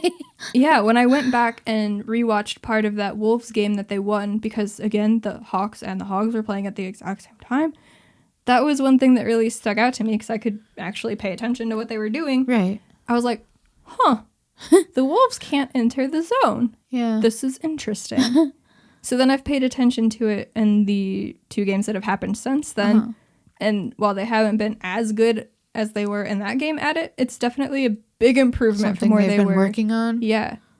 Okay. Like they're breaking up the entries with their sticks. They're just getting in the way of guys trying to skate into the zone. Very, very nice to hear. They're winning some board battles. Isaak Phillips. You do not want to go up against this man on the boards because he will make you look silly and break the puck out, and it goes the other way. Who would have thought that a defenseman should do that? He needs to tell the rest of his team and his big brothers in the Blackhawks. Isaak Phillips for coach. For real. Player coach at 20 years old. Anybody but Derek King.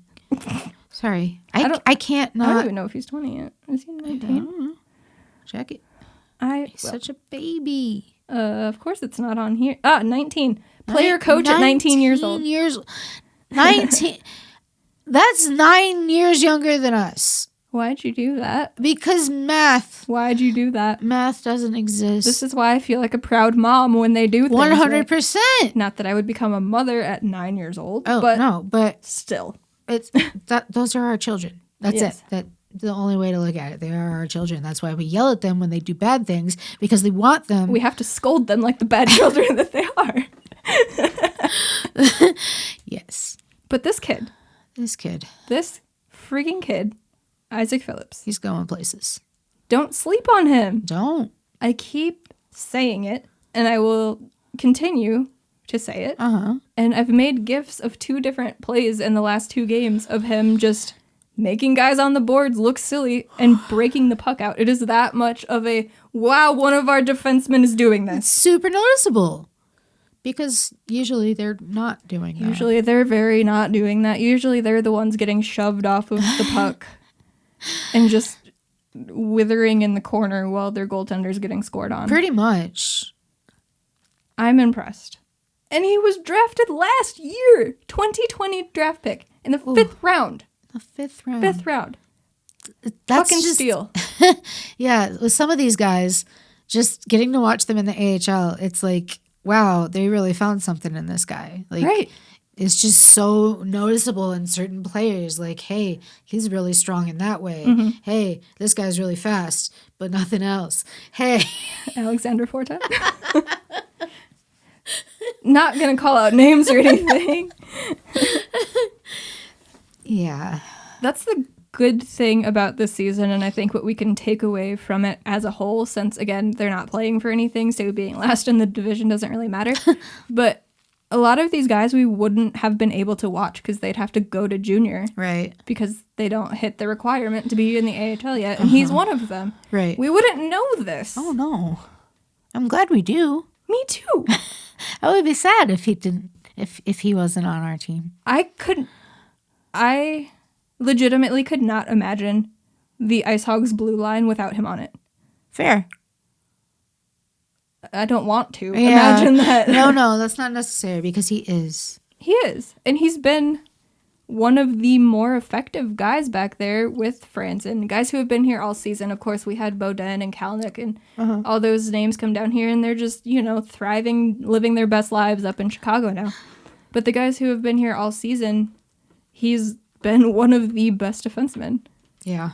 Which is crazy. He's 19. He's 19. 19. Kid knows what he's doing. 19. And he's got 7 points. Yeah, much impressed. 2 goals, 5 assists. One of those goals was a game winner. Was it the game winner in the first game that they won finally? I think it was. Don't know. I think it might have been. Anyway, I don't know. I will just keep singing his praises because it's just damn impressive for a kid that young to come in. Oh, for sure. And make that much of an impression. Yeah. It's crazy. Because there's guys on the team that we're like, oh, he's still playing for us. Like, you just see his nameplate sometimes. You're like, oh, he's still on the team. Especially guys who had, like, more hype coming into a season. Yeah. And then they don't do anything. Yeah. Like, That's frustrating. And then you just have guys nobody was talking about. That are blowing it up. Yeah. Chris Wilkie? Chris Wilkie. It's always pretty amazing to me when, like, guys who sign an AHL contract as a free agent come in and then just light up the team. Yeah. Like, where did you come from? Yeah. But I'm glad you are ours. Oh, yes. Much grateful. The season's not over yet. I don't want to lay this team to rest. There's still games to play. No, we're still going. So we'll go over the team as a whole once the season's already over. But I refreshed the stats page, and Dylan McLaughlin is above Cody Franzen now in stats. He is number 1. Well, it's because fucking Cody is taking all these stupid penalties. Yeah, you're right. Like the slashing one today, he was mad about. How can you be mad when you clearly fucking ripped your stick at the guy and he dropped his... Yeah, you were like, don't slash. And then they were like, slashing. And he was all upset. Like, what do you mean slashing? Well, you clearly slashed. You did that. You did that. Go sit down. Go sit. And there was another fight. Right. Were there 2 fights? There was a whole kerfuffle in neutral zone now that I think about it. Yeah, when they just had the hog pile? Yeah, it started with Evan Barrett, I want to say, hitting somebody. And then they were just laying on each other. And then one of the other Iowa skaters jumped on top. Yeah. But he just kind of like folded into them. It wasn't aggressive until he was actually on them. But he just kind of fell over. Yeah. It was very odd. So strange. And then a fight broke out because of that. And then there were 2 other skirmishes. Yeah. Alta Barmakian was with somebody and Phillips was with somebody. What was the major one? Who was it?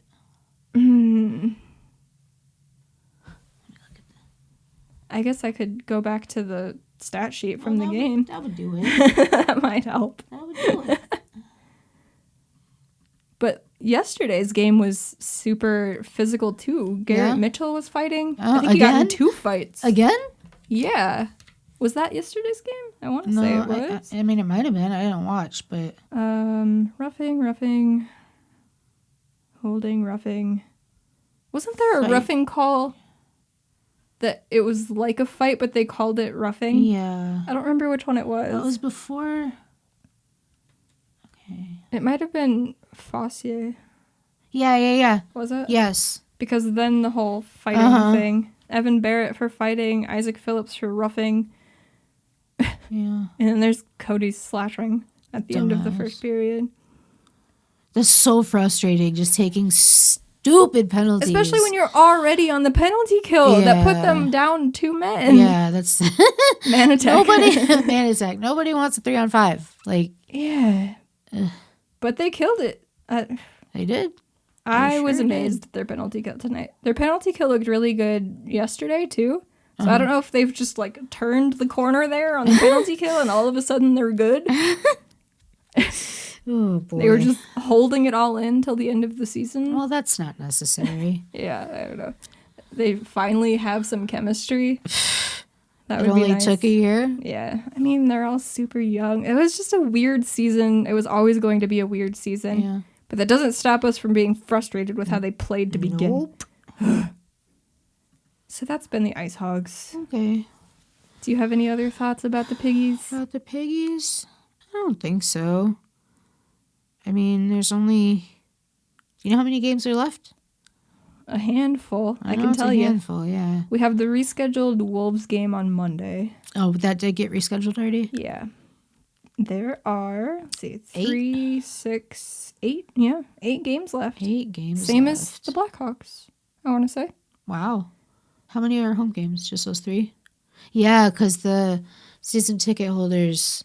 Oh, yeah, they're allowing some that. season ticket holders back in Yeah. by lottery, choosing, Yeah. by entering your name or whatever. Right.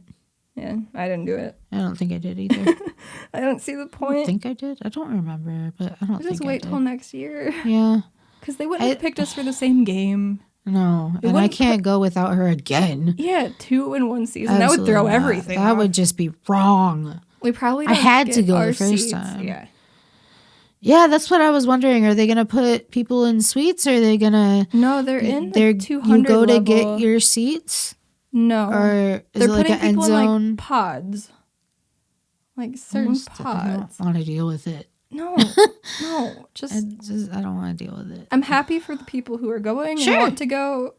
I don't want I to. don't want that. I yeah. will watch from my couch and mute the intermission. I forgot we were talking about that. The commercials are so bad. They're real bad. And then there's the medical one with the beeping. The beeping. The fucking beeping. It's terrible. It sounds like your fire alarm or your smoke detector is going off, but it's just this fucking lifeline. Horrible. Terrible sound from medical shit. You know what else is terrible? What? The Blackhawks. I mean, yeah. Before we get to how terrible they are, let's see, which one do I want to start with? Do we want the good news first or the bad news first? Bad. Bad? Bad news. Give me the bad news. Okay, we'll start with the least bad of the bad. Okay. So we're just going to get worse? All right, I get it. Well, worse and then end with the good. Oh, okay. So it's going to get worse before it gets better. I understand. Yeah. Many things in life are this way. Yes. So Stan Bowman was on the ESPN hockey show. Okay. And our friend Mario was tweeting out quotes that came from it. Uh-huh. Which I was thankful for because I didn't listen to it. But he talked about the power play. Okay. He said, as a power play, you start to recognize teams taking away what you do best. You have to adapt and make some modifications. It's not something that can happen overnight. So what is he saying? So the power play was best in the league to start the season, and now they suck. Right. So they need to change what they are doing, and that change cannot happen overnight. Well, it got bad overnight. It sure did. And So also, the power play for the Chicago Blackhawks has been shit for as long as I can remember. Yeah. They've had many a night to turn this around. It is not just overnight, it is over decade. Well. And they suck because they always go through number 88. And that is why the power play sucks, because everybody defers to him. And even when he is having a good game, teams will shut him down. When he is having a bad game, we don't talk about that because the puck usually ends up in the back of our net, shorthanded. Yeah. Or it just ends up in our zone forever and there's no power play because we're killing our own. Yeah. Because he will just stand there. And that's it. I hate the stationary power play. It doesn't work. It's never worked. It's like the fucking drop pass. It doesn't work. It's never worked. Why do you keep doing it? On the power play. I don't get it. Move the fuck around. Right.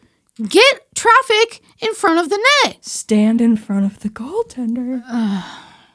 Who would have thought that would lead to good things happening? Maybe you'll take his sight away. What? Or maybe there will be a rebound and you can pop it in. Wow. Like what happens to the Blackhawks. Do that to the other teams. Yeah. Who was it that has actually been looking pretty good? I don't know. It's neither of the teams? I don't recall. Between the Blackhawks and the IceHogs? Yeah. The IceHogs have been looking good. They've been looking good on the penalty kill. On the penalty kill. And their power play's been getting more chances. They just haven't really been converting. They did get one tonight. Yeah. Yeah. I think... But the Blackhawks special teams are a fucking mess right now. Yeah. What was the game? It was the Hawks when they were playing the Preds. That was the game that they came back. The miraculous comeback? Yeah, that was the 4-1 to the 4-5. Yep. 4-5. Yeah, it was 4-1, and then the Blackhawks won 5-4 in overtime. Right. Yeah. By scoring 3 goals in under 3 minutes in the third period to tie the game. Which looked like they knew what they were doing. Yeah. Getting pucks to the net. But they don't do that all the time, and I don't understand it. The stationary penalty, not penalty, power play, the penalty play. That's what it feels like. That's what it feels like. Honestly. It doesn't work. No. You have to move. It's like the complacent triangle that the Hogs were a couple of years ago. Whenever they would go to overtime? Whenever they would go to overtime, they would position one person by the net and 2 by the blue line. And it wouldn't work. And they would just stay there and continue trying to pass to each other. But they couldn't. And then they would do the same thing in the defensive zone. It was so infuriating. It was like, will you fucking skate? Like, Nope. Move at all. Don't just fucking stand there. It's... It makes me want to murder myself. Pretty much. It's just... Many games this season have made me just want to tear my eyeballs out of my skull. Yeah, dude. I do not want to watch them any longer. How can they be okay with that? And not change it. How can they just continue the complacent triangle? I can't imagine that the coaches see this on the power play and go, you know what? You're doing the right thing. Don't move the puck. Don't move your feet. So you're saying you're Derek King? Are you comparing Jeremy Colleton to Derek King? I am not. Oh, okay. I am very much not. You sounded like Derek when you said that. I think he won't pull a goalie. You know what? He won't tell the people IceHogs move. have looked better lately. Yes. So I will not talk as much smack about him. Oh, I will always. I have no shame about my Derek King hate. Which is fair. We all have our thing. It's just been too many years of the same bullshit. And it never worked. And I don't know how bad you have to be fired. How bad do you have to be pulled as a goaltender? But you might hurt their confidence. He's done it. He has a couple of times this season. Maybe he's learning as well. It's about fucking time. He needed Cody Franzen to come back and be his coach. That's exactly what it was, too. You want to be frustrated by something else? Yeah, let's All right, fucking cool. go. A couple days ago, Scott Powers tweeted out the Blackhawks had an optional practice. Okay. The players that were there were Beaudin, Boquist, DeBrincat, Gaudette, Hagel, Hardman, not Hartman, Hinostroza, Keith, Kurashev, Mitchell, Stillman, Strome, Suter, and Zadorov. Who are we missing? There's a very noticeable name missing that has fucking sucked for the last month that the Blackhawks have been playing. Yep. Kaner. Somebody who used to the best of my recollection, attend a lot of the optional skates. I feel like I've always seen his name on those lists. Yeah. Which is even more frustrating because he is the leader. He's the guy. He is the leader with Taves being gone. Yeah, he's basically the captain with Taves being gone. Absolutely. You could argue Duncan Keith because he's been an alternate longer, but no. We all know it's Patrick Kane. Yeah, I mean, it's Kane and Taves. It's what Kane and Taves drive. It's Chevy. That's what they drive for sure. Has he given up? Like, I don't understand.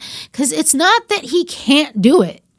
He's still fully capable. And he always ends up putting a point on the board in every game so people can be like, he's racking up points. He's like third in the league in scoring, which makes us sound so dumb. Only behind Connor McDavid and... I'll tell you. Please do. I will tell you. Let's see here. Stats. McDavid. And Leon Draisaitl. Oh, he dropped. It's Connor McDavid, Leon Draisaitl, Nathan McKinnon, Mitch Marner, Patrick Kane. Okay. But I don't know how many of those teams played tonight. Right. Because last night, Patrick Kane was third in the league in scoring. Yeah, It makes us sound so dumb it does. Say that he's does. So terrible. And that's why nobody will take it seriously. But he's been MIA, but somebody has to put up points, and he decides when he wants to make a good play. Mm-hmm. And then all of a sudden, he's making this fantastic pass out of nowhere when you're like, has Kane been playing all game? And then all of a sudden, here he is, gonna do a Patrick Kane thing. And then he disappears again. I don't get it. Any other season, when the team isn't as inexperienced, isn't as young, when there's more veteran guys who can also put up points, it can slide more. Uh-huh. And yeah, this season is probably very exhausting. It's exhausting for us watching it. Right. You're being paid $10.5 million to play hockey. Play the hockey. But Courtney, the numbers. The numbers show he's putting up points. Mm-hmm. So he's clearly not a bad player. It's just because he plays about half the fucking game. Somebody's got to get points. I know. I'm just being that person. The numbers are everything person. No, you can fucking see with your eyeballs if someone is playing well or not. You know what's very infuriating? When the Hawks are not playing well and they're down by a goal or two, and then it goes to intermission. Okay. And they're like, oh, the Hawks need to tie this thing up. They're going to be playing Patrick Kane a lot more. Don't do that. He's not the one producing, but he kind of is. He is, but you're also like killing the team at the same time because everybody out there just defers to him because why wouldn't you? Because it's fucking Patrick Kane. When he decides to, he can just make things happen out of nowhere. That's been Brandon Hagel lately, though. Yeah, it has. He deserves the A, not number 88. Honestly, he's been making shit happen from game to game. Yeah. Every time he's out there. It's just so fucking frustrating watching game after game when they had this 3-game series against Nashville, right? They took one of the 3 games, and it took fucking overtime and a miraculous comeback in the third period. If they wanted to make the playoffs, if they wanted a chance of making the playoffs, they needed to take as many points as possible without giving the Predators any because they were the team that they were chasing for that playoff spot. Okay. And 88's just fucking invisible. Yeah. You can't have that. No, that's not a recipe for a good team that will produce for you. And then he comes out last night in his presser and says there's still belief in this locker room that we can make the playoffs. Well, are you sure, sir? It starts with you. Yeah. You have to show up. But he chose not to even go to that optional practice. Yeah. Like, I get being tired. Oh, for sure. You haven't been good. You need to practice. You're not connecting passes. You're turning the puck over all the time. You're not... He doesn't look engaged on the ice. No.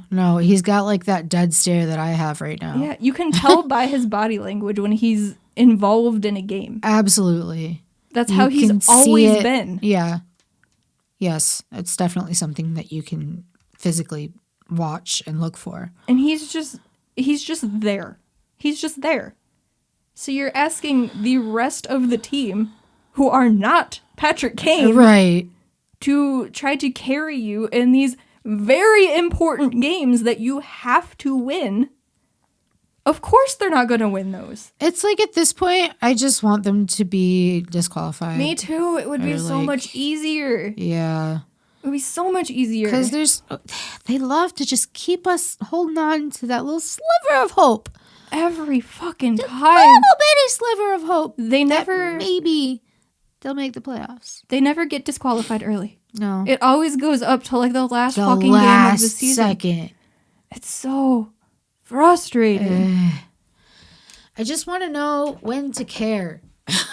Yeah. I need Patrick Kane to give me a personal phone call and be like, I care about this game, so watch this one. I'll be like, okay, cool. Okay, let's Good go. talk. Goodbye. But if he doesn't, there's a very good chance the Hawks aren't going to win. Oh, for sure.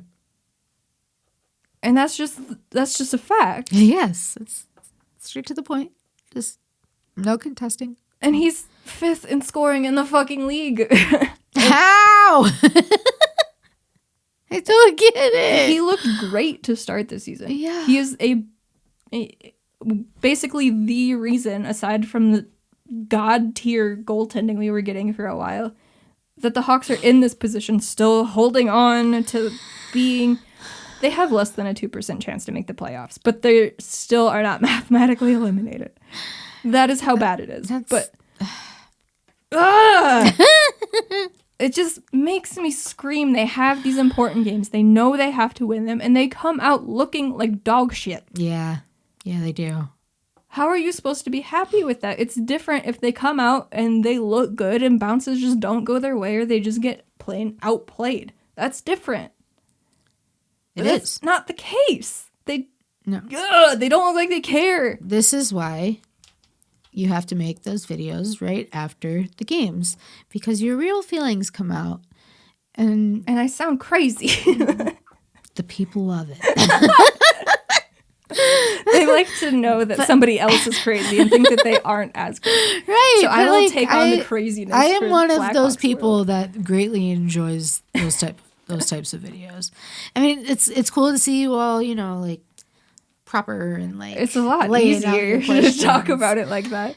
But I don't know, when you start yelling and getting sweaty, it's like sitting next to me watching a game. It is. And Maybe I've done not that exactly for like that. over 5 years. Yeah. So. This team, they just find new and creative ways to hurt me. Yes. That's all it comes down to. Wait, what was the good news? Did we get to that yet? No, Oh, we okay. haven't gotten there yet. Okay, I was like, wait, all I heard was bad. What was the good part of that? Please The good tell part me. is that they're almost disqualified for the Almost, playoffs. so close. I just want it to be over. Yeah. Which I'm going to be kicking myself for saying in the middle of the Definitely. summer when there's no hockey. Of course. I was like, oh, I just need hockey. But fuck this season. Yeah. It feels like it's been 10 years long. It does, and it's a condensed season. Like, how? I don't understand. One of the people who are a loyal follower of the YouTube channel commented on the first video from this season. Mm-hmm. And said, this is interesting to go back and watch. So, of course, I was like, what the fuck did I say? What did I say? Yeah. So I went back and watched it. And I felt like that video was recorded about 10 years ago. I was like, I don't remember saying any of this. I don't remember filming this video. I was in my living room. We didn't have the studio yet. No studio yet. Wow. The season has been fucking eternal. And it's just been pain the whole way. So much pain. Pain on top of pain. Yeah. Because we went into it. Like, this season is going to suck. Yeah. This team is not going to be good, but we're going to be able to watch the rookies, see how they progress throughout the season. Uh-huh. And all of a sudden, they're like, we're going to fucking win all these games. And we're going to look great. And we're going to be solidly in a playoff spot until the month of March, where we're just going to lose every single game. And then you're just like, what am I supposed to think now? Because I had prepared myself for the pain. Uh-huh. But then you took that away like you always do and look good and play well. And now you're back to sucking. Like, this is what the team was supposed to be. How they look right now. Yeah. This is what they were supposed to be. Uh-huh. But the problem with that is we know that they're better. Exactly. Because we've seen it with our own 4 eyes between the two of us. Yes. And however many eyes between all of us involved in this with anybody watching. Like, we know that this team is better. Yeah. But now they're playing like shit. Yep. When it matters the most. So much. When it matters the most. Yeah. They can't be fucked to show up. No. Ugh. And there's nothing we can do about it. Except scream at a camera. Patrick Kane is fucking 5th in scoring in the entire league. I can't get over it. Okay, so is that the bad part? Oh, there's one more. This is the worst part? I wouldn't say it's the worst. It's just it doesn't get any worse. Okay. It's because I was expecting bad, worse. Basically, like the whole Patrick Kane thing is the worst, and this kind of plays into that. So this one was tweeted out today by Ben Pope, and he said, Blackhawks didn't practice today and just announced they aren't practicing tomorrow either. Players still have to go in every day for testing, workouts, etc., but they're clearly running low on energy. Why? Why? So are we. Because you fucking suck. And we're not being paid millions of dollars to watch you suck. You're being paid millions of dollars to sit on a bench and watch each other suck when you're not playing at that exact moment. Uh-huh. You're running low on energy. Why? Why? Like, I get it. The season is condensed. I couldn't do the shit that they do in a million years. Schedule sucks. But every team is dealing with this. Right. You can't blame exhaustion for being dog shit. Because every team is exhausted. Uh-huh. It just feels like the groundwork is being laid for excuses when they miss the playoffs. Oh. We were tired. Yeah. We were tired. We were missing our top 2 centers for most of the season. Yeah, normally that'd be valid excuses. Nobody expected you to perform like this, missing Jonathan Taves and Kirby Dach for a good majority of the season, Taves for the whole season. Yeah. But then you showed that you could play well without them. So we were, counting on you to continue that. You disappeared. I like this team. We're disappointed. Why do you like this? And now Kirby's back. And a lot of people have not been happy with his play lately. Kirby? Yeah. Which is interesting. Like, he hasn't played games in almost a year before coming back. I mean, he had a few with Canada, but he got injured in the pre-tournament game.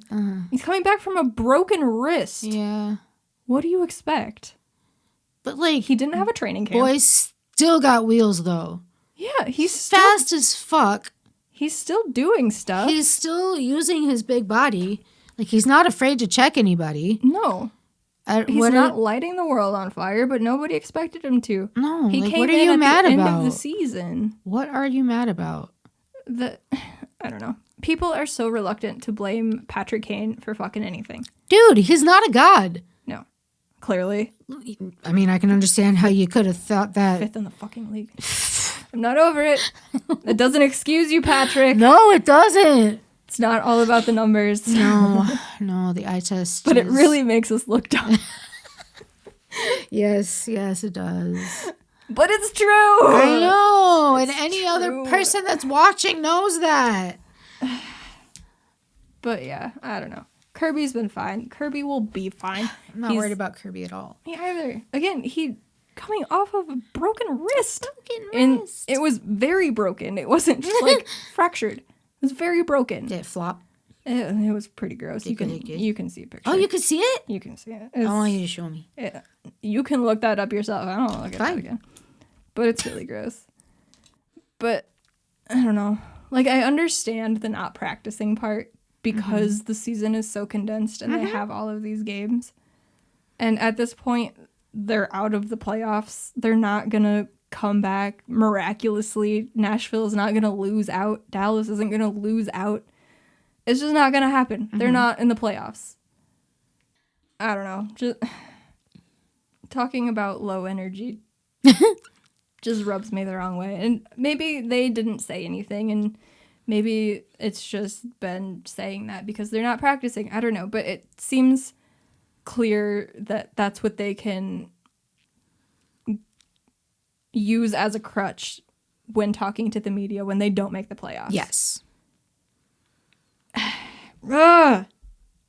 They're better than this. Yes. And that's the frustrating part. Because they weren't supposed to be. This is who they were supposed to be. Mm-hmm. And now they are this. And now it sucks. Yeah, that's like the weather changing. Like it was like -20 here, right? Mm-hmm. And then the next week it was like 40 degrees and like all the snow was melting and everything. And then it went right back down. It does this yo-yo thing all the way until summertime. Like it'll be -20 and it'll go up a little bit, go down, up. You never really know when winter's over because it just keeps. Even last week we had another frost. Like it got down to the 20s overnight. You can never be comfortable. No, and that's how it feels rooting for this fucking team. Right, because it's like you never know if they're good or if they're bad because once you settle on one, they do the opposite. Yeah. Yeah. No, but like when you're going from summer to winter, like 60 degrees feels cold. Yeah. Because you're used to those higher degrees. And then coming out of winter into 60 summer. 60 feels amazing. 60 feels like wow, the earth is on fire. Yeah. That's kind of how you look at this team. It makes sense to me. What's the good thing? Tell me the good thing. Vinny Hinostroza. Oh, shit. Yes. Yes, my dude. So I have to eat my words on this one. Yeah. Because I wasn't happy about the trade. No, and I think a lot of people were just like, bringing back another old guy. This is just a lot of people were happy. Well, that's because their guy is back. And I'm still... But the smart people were like, it's just another old person. And then... I'm still not happy with the Blackhawks doing this every single year. Mm-hmm. But Vinny has been good since he's been here. Vinny has been very good. He's super involved in most of the goals that have been happening. Yeah, he's been one of the best forwards out there on the ice consistently. So on April 21st, so a couple days ago now, Mark Lazarus tweeted out this quote from Vinny. It's nice to be playing. It's nice to have someone that believes in you. It's nice on off days to get with the coaches and watch some video. They want every guy here to succeed. They work individually with guys. Is that some shade at Q? That sounds like he was not enjoying his time in Florida. Yeah. Oof. So he played 9 games with the Florida Panthers this season before being traded here. And had 0 points. Okay. Since coming to Chicago, he's played 9 games. Mm-hmm. He has 2 goals and 6 assists for 8 points. Yeah, it's almost a point a game, y'all. And the Florida Panthers are a better team. Yeah, they are. So, what was going wrong there? It sounds like time, I guess. It sounds like they just didn't think he could do anything, so they didn't put any effort into him. Yeah, they didn't put him in a position to succeed. Exactly. Didn't put him with the right line mates. So it was a good trade all around. Brad Morrison deserves better. I hope he plays somewhere. Yes, please. I still won't get over that. No, Brad Morrison was our Lord and Savior at the beginning of the season. Mm-hmm. I'm okay with the trade now, obviously. Vinny's been good. For sure. And it was never a Morrison for Vinny thing, even though obviously we think he deserved to play. Mm-hmm. It was just the whole, are you fucking kidding me? They are bringing back another ex-Hawk. Yep. One who had 0 points this season. But hey. He's turned it around since he's been here. You got to give credit where credit's due. Definitely. And damn, Vinny, you doing stuff. Yeah, he wants to stay here, I guess. By all accounts, he's really happy to be back home. Uh-huh. That's nice. Good. And he's a free agent, so we'll see what happens in the offseason. That'll be interesting. It will. I wouldn't mind him coming back as long as they don't just go crazy and be like, $3 million! Because we still have Calvin DeHaan and Brett Connolly on the books. How long are we stuck with DeHaan? 2 more years? 2 more years? You see, I have Cap Friendly pulled up because I knew that I would need it at some point. I knew it. So I had the tab open. Okay, I lied. It's 1 more year after this year. Okay. So, yeah. Because it was originally a 3-year contract, right? I don't fucking remember. Okay.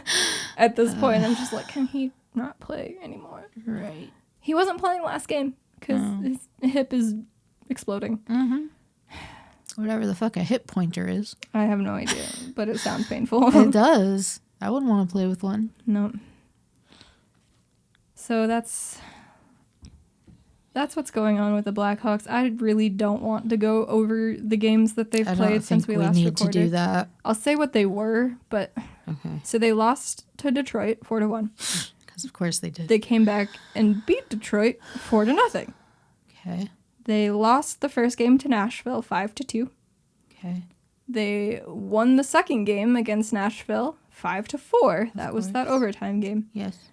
And then they lost to Nashville 3-1. And now they have roughly a 2% chance of making the playoffs. We love to see it. The more I talk about them, the more upset I'm going to get. Yeah.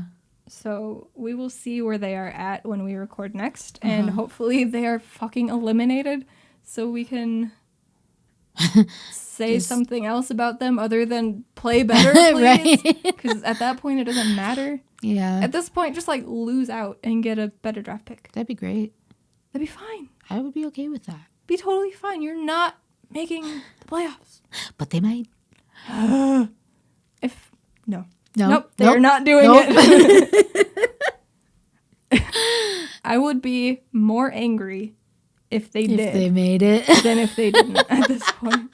Because we would have to suffer through that playoff round. And they're not going to win. So it would just be prolonging the suffering. Prolonging of the suffering. It's what they do. That's what they do. That's it. Every time. So that's our teams. One's playing well, one isn't. It's not the ones you would expect. Have you watched any more science YouTube videos? More science YouTube videos. Not really. No? I was watching some like weather destruction videos, like tsunamis and earthquakes and shit. How'd you get there? I don't know. Fair.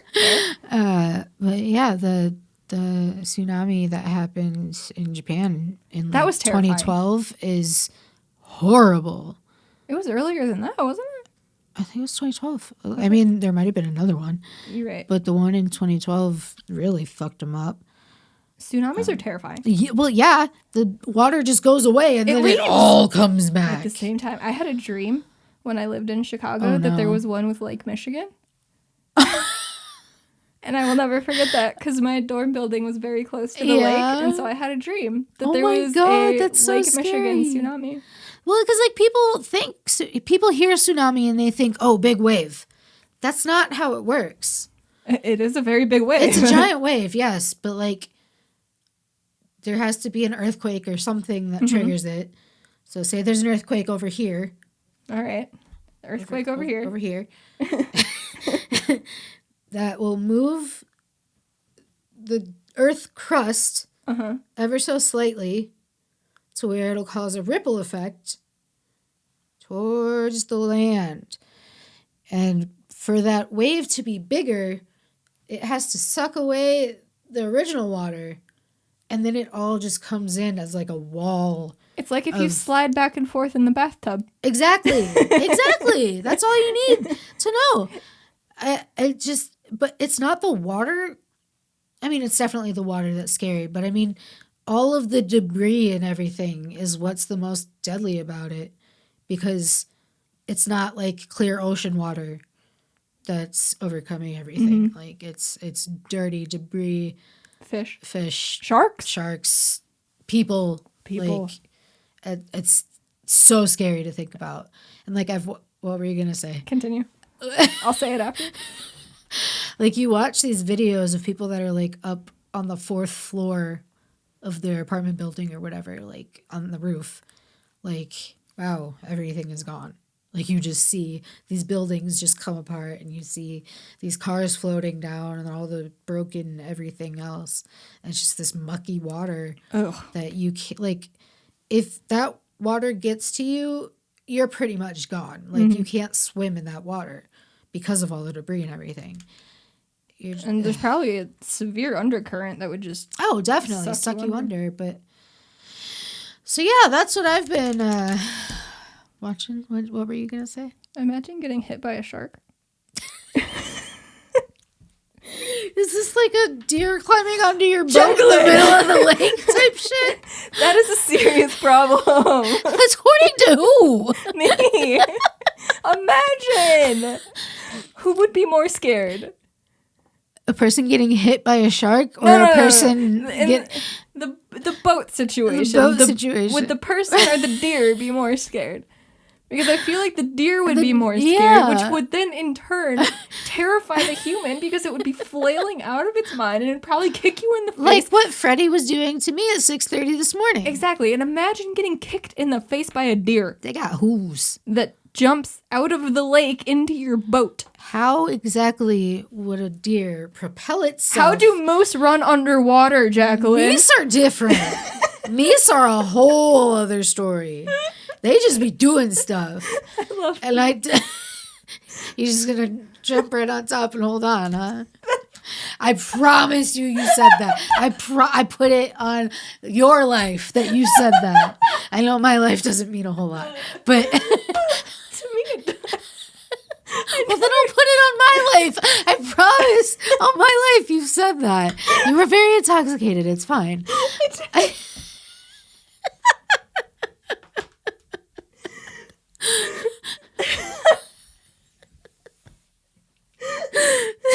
I can typically remember everything I say, as stupid as it may be.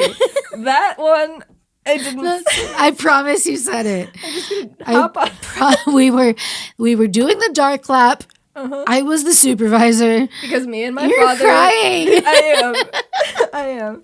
You and your father were gone. We could not be trusted to do the dark lap alone. This was the first dark lap that occurred. Oh my gosh, it was. Yeah. Which equals going around our lake up north in a golf cart. With no headlights. It's like a 4-mile loop around the lake. It is. That's what the dark lap. It is. That is the dark lap. With only a flashlight. So Courtney and her dad were quite drunk, and I don't drink. So up there? yeah, I had just gotten there like an hour or two. They were already gone by the time I was there, but like, so they decide they need to do this dark lap, and I'm like, all right, like. Okay, you guys can do this, but I'm coming. Like, I need to make sure you're okay. Because if you don't come back from the dark lap, I don't know what I would do. I would try to do the lap, I guess. Well, you could do it in the car. Well, yeah, I don't have to walk. But, so we were discussing all of the possible things that could go wrong on this dark lap while we were doing this dark lap. And a moose came into the conversation. And Courtney was like, oh, well, moose is no problem. I'll just jump on top and hold on to the antlers. And I was like, Courtney? And I stand by it, too. She doesn't remember saying this. And she likes to tell me that she did not say it. I put it on everybody's life. You definitely said that. So you were at some point of intoxication to where you were not afraid of a goddamn thing. I remember the rest of the lap. Why don't you remember the moose conversation? I mean, it sounds like something I would say. You were all for it. You were ready. You're like, bring this fucking moose on. I got it. All you got to do is, grab on, swing up on top, and that's your moose now. That is your moose now. Yeah, I am now in control of the moose. It's just like a video game, right? Exactly. Once you get on top of it, yeah, then it's yours. Exactly. Oh, God.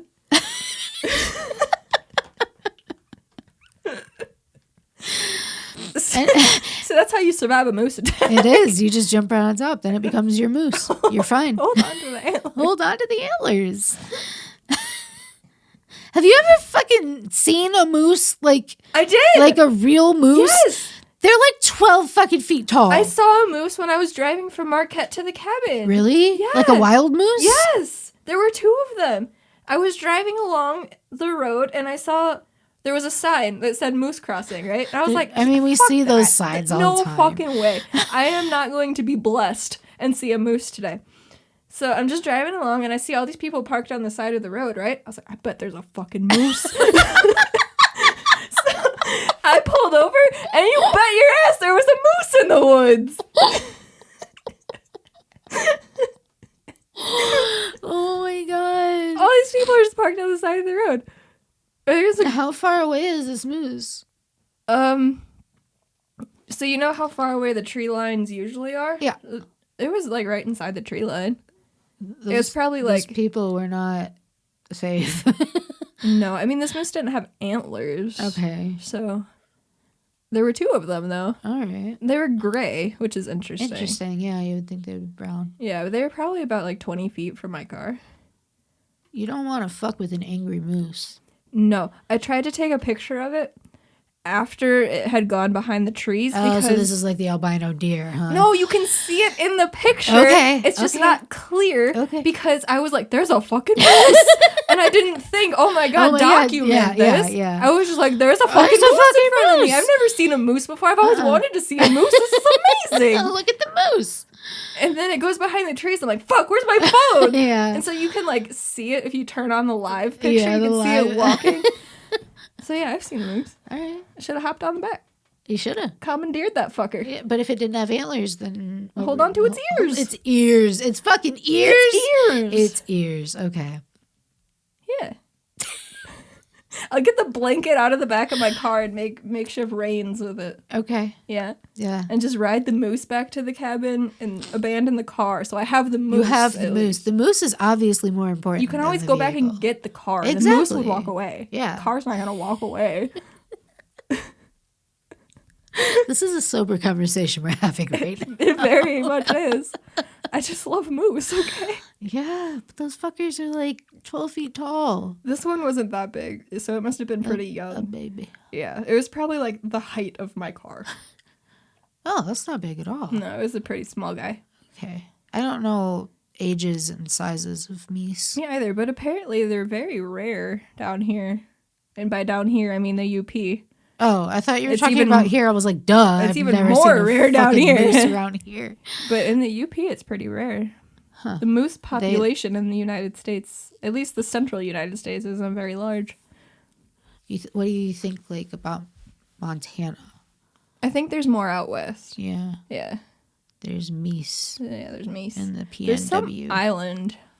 I think Moose maybe Island? in the UP. Yeah. What? Yeah. I don't know exactly where, but I looked up where can I find moose, Okay. and there's an island. This was on your solo trip, wasn't it? Yeah. Yeah. Okay. All right. But you can see it in the picture. Okay. And I did see that fucking albino deer, okay? It was on the side of the road staring at us while we were driving up north. It was not a cow. There are no cows on the side of the road. You don't know that. Have you ever seen a cow on the side of the road? If they get out of their holding place, stable. If they get, There are no stables there in the middle of the woods. how do you know where the cow people go? They're on farms. You don't know about the cow people. This is some Saint Germain bullshit. Is that further south? Yeah. I don't know that shit. You know nothing about the cow people. What podcast is this? I don't even know at this point. This was Shout about out to hockey, this it's so eyebrow cool. though. I did a really good job on this. Just that one? Just this. This one is doing something weird around this area. That's okay. Some people are only listening to the audio. They You're can't right. see They your don't know eyebrows. nothing about my eyebrows, but check this one. They also can't see me crying. Oh my god. We should probably end this, huh? Yeah, absolutely. Okay. Yeah, so if you enjoyed this moose conversation, go leave us a rating and a review Please. on iTunes. Yes. Just say moose. Just say moose. We'll know how you got there. It'd be great. Tell us where we could find moose, especially Ooh, in the United Moose States. Island, huh? Tell us where Moose Island is. It might be in Canada, but I'm pretty sure it's in the U.S. Maybe it's like in between, in the Great Lakes. Part of it's Canada, part of it's the U.S. Yeah. It might be in Superior. Do they like build a fence on that then? Or like, how are you going to know? No, fuckers just run underwater. I don't know. No, I'm talking about how the U.S. like enforces its border. Like, oh, I'm sure they got some bullshit. There's like a firing line or something. Fuck you, Canada. They just got people with guns. That's all. Don't take any steps forward. Don't take our mace. Send you to the cow people. This has been From Center Ice, the hockey podcast. And I'm Jacqueline. I'm Courtney. And I'm going to ride a fucking moose one of these days. One day. Maybe. Unless it bucks me off like a horse. Do they throw you off like a horse does? Well, you got to hold on to the antlers. True. Horse don't have antlers. Horse don't have antlers. They got ears, though. They do, but I wouldn't trust my thumb strength. No, I also wouldn't want to hurt the thing. No. Tell us how to find moose. Tell us if you're friends with the cow people. But don't reveal their secrets. It's like Fight Club. The cow people Fight Club. It's very private. Can we end this, please? This is what you have to look forward to in the off season. All right, bye! Bye!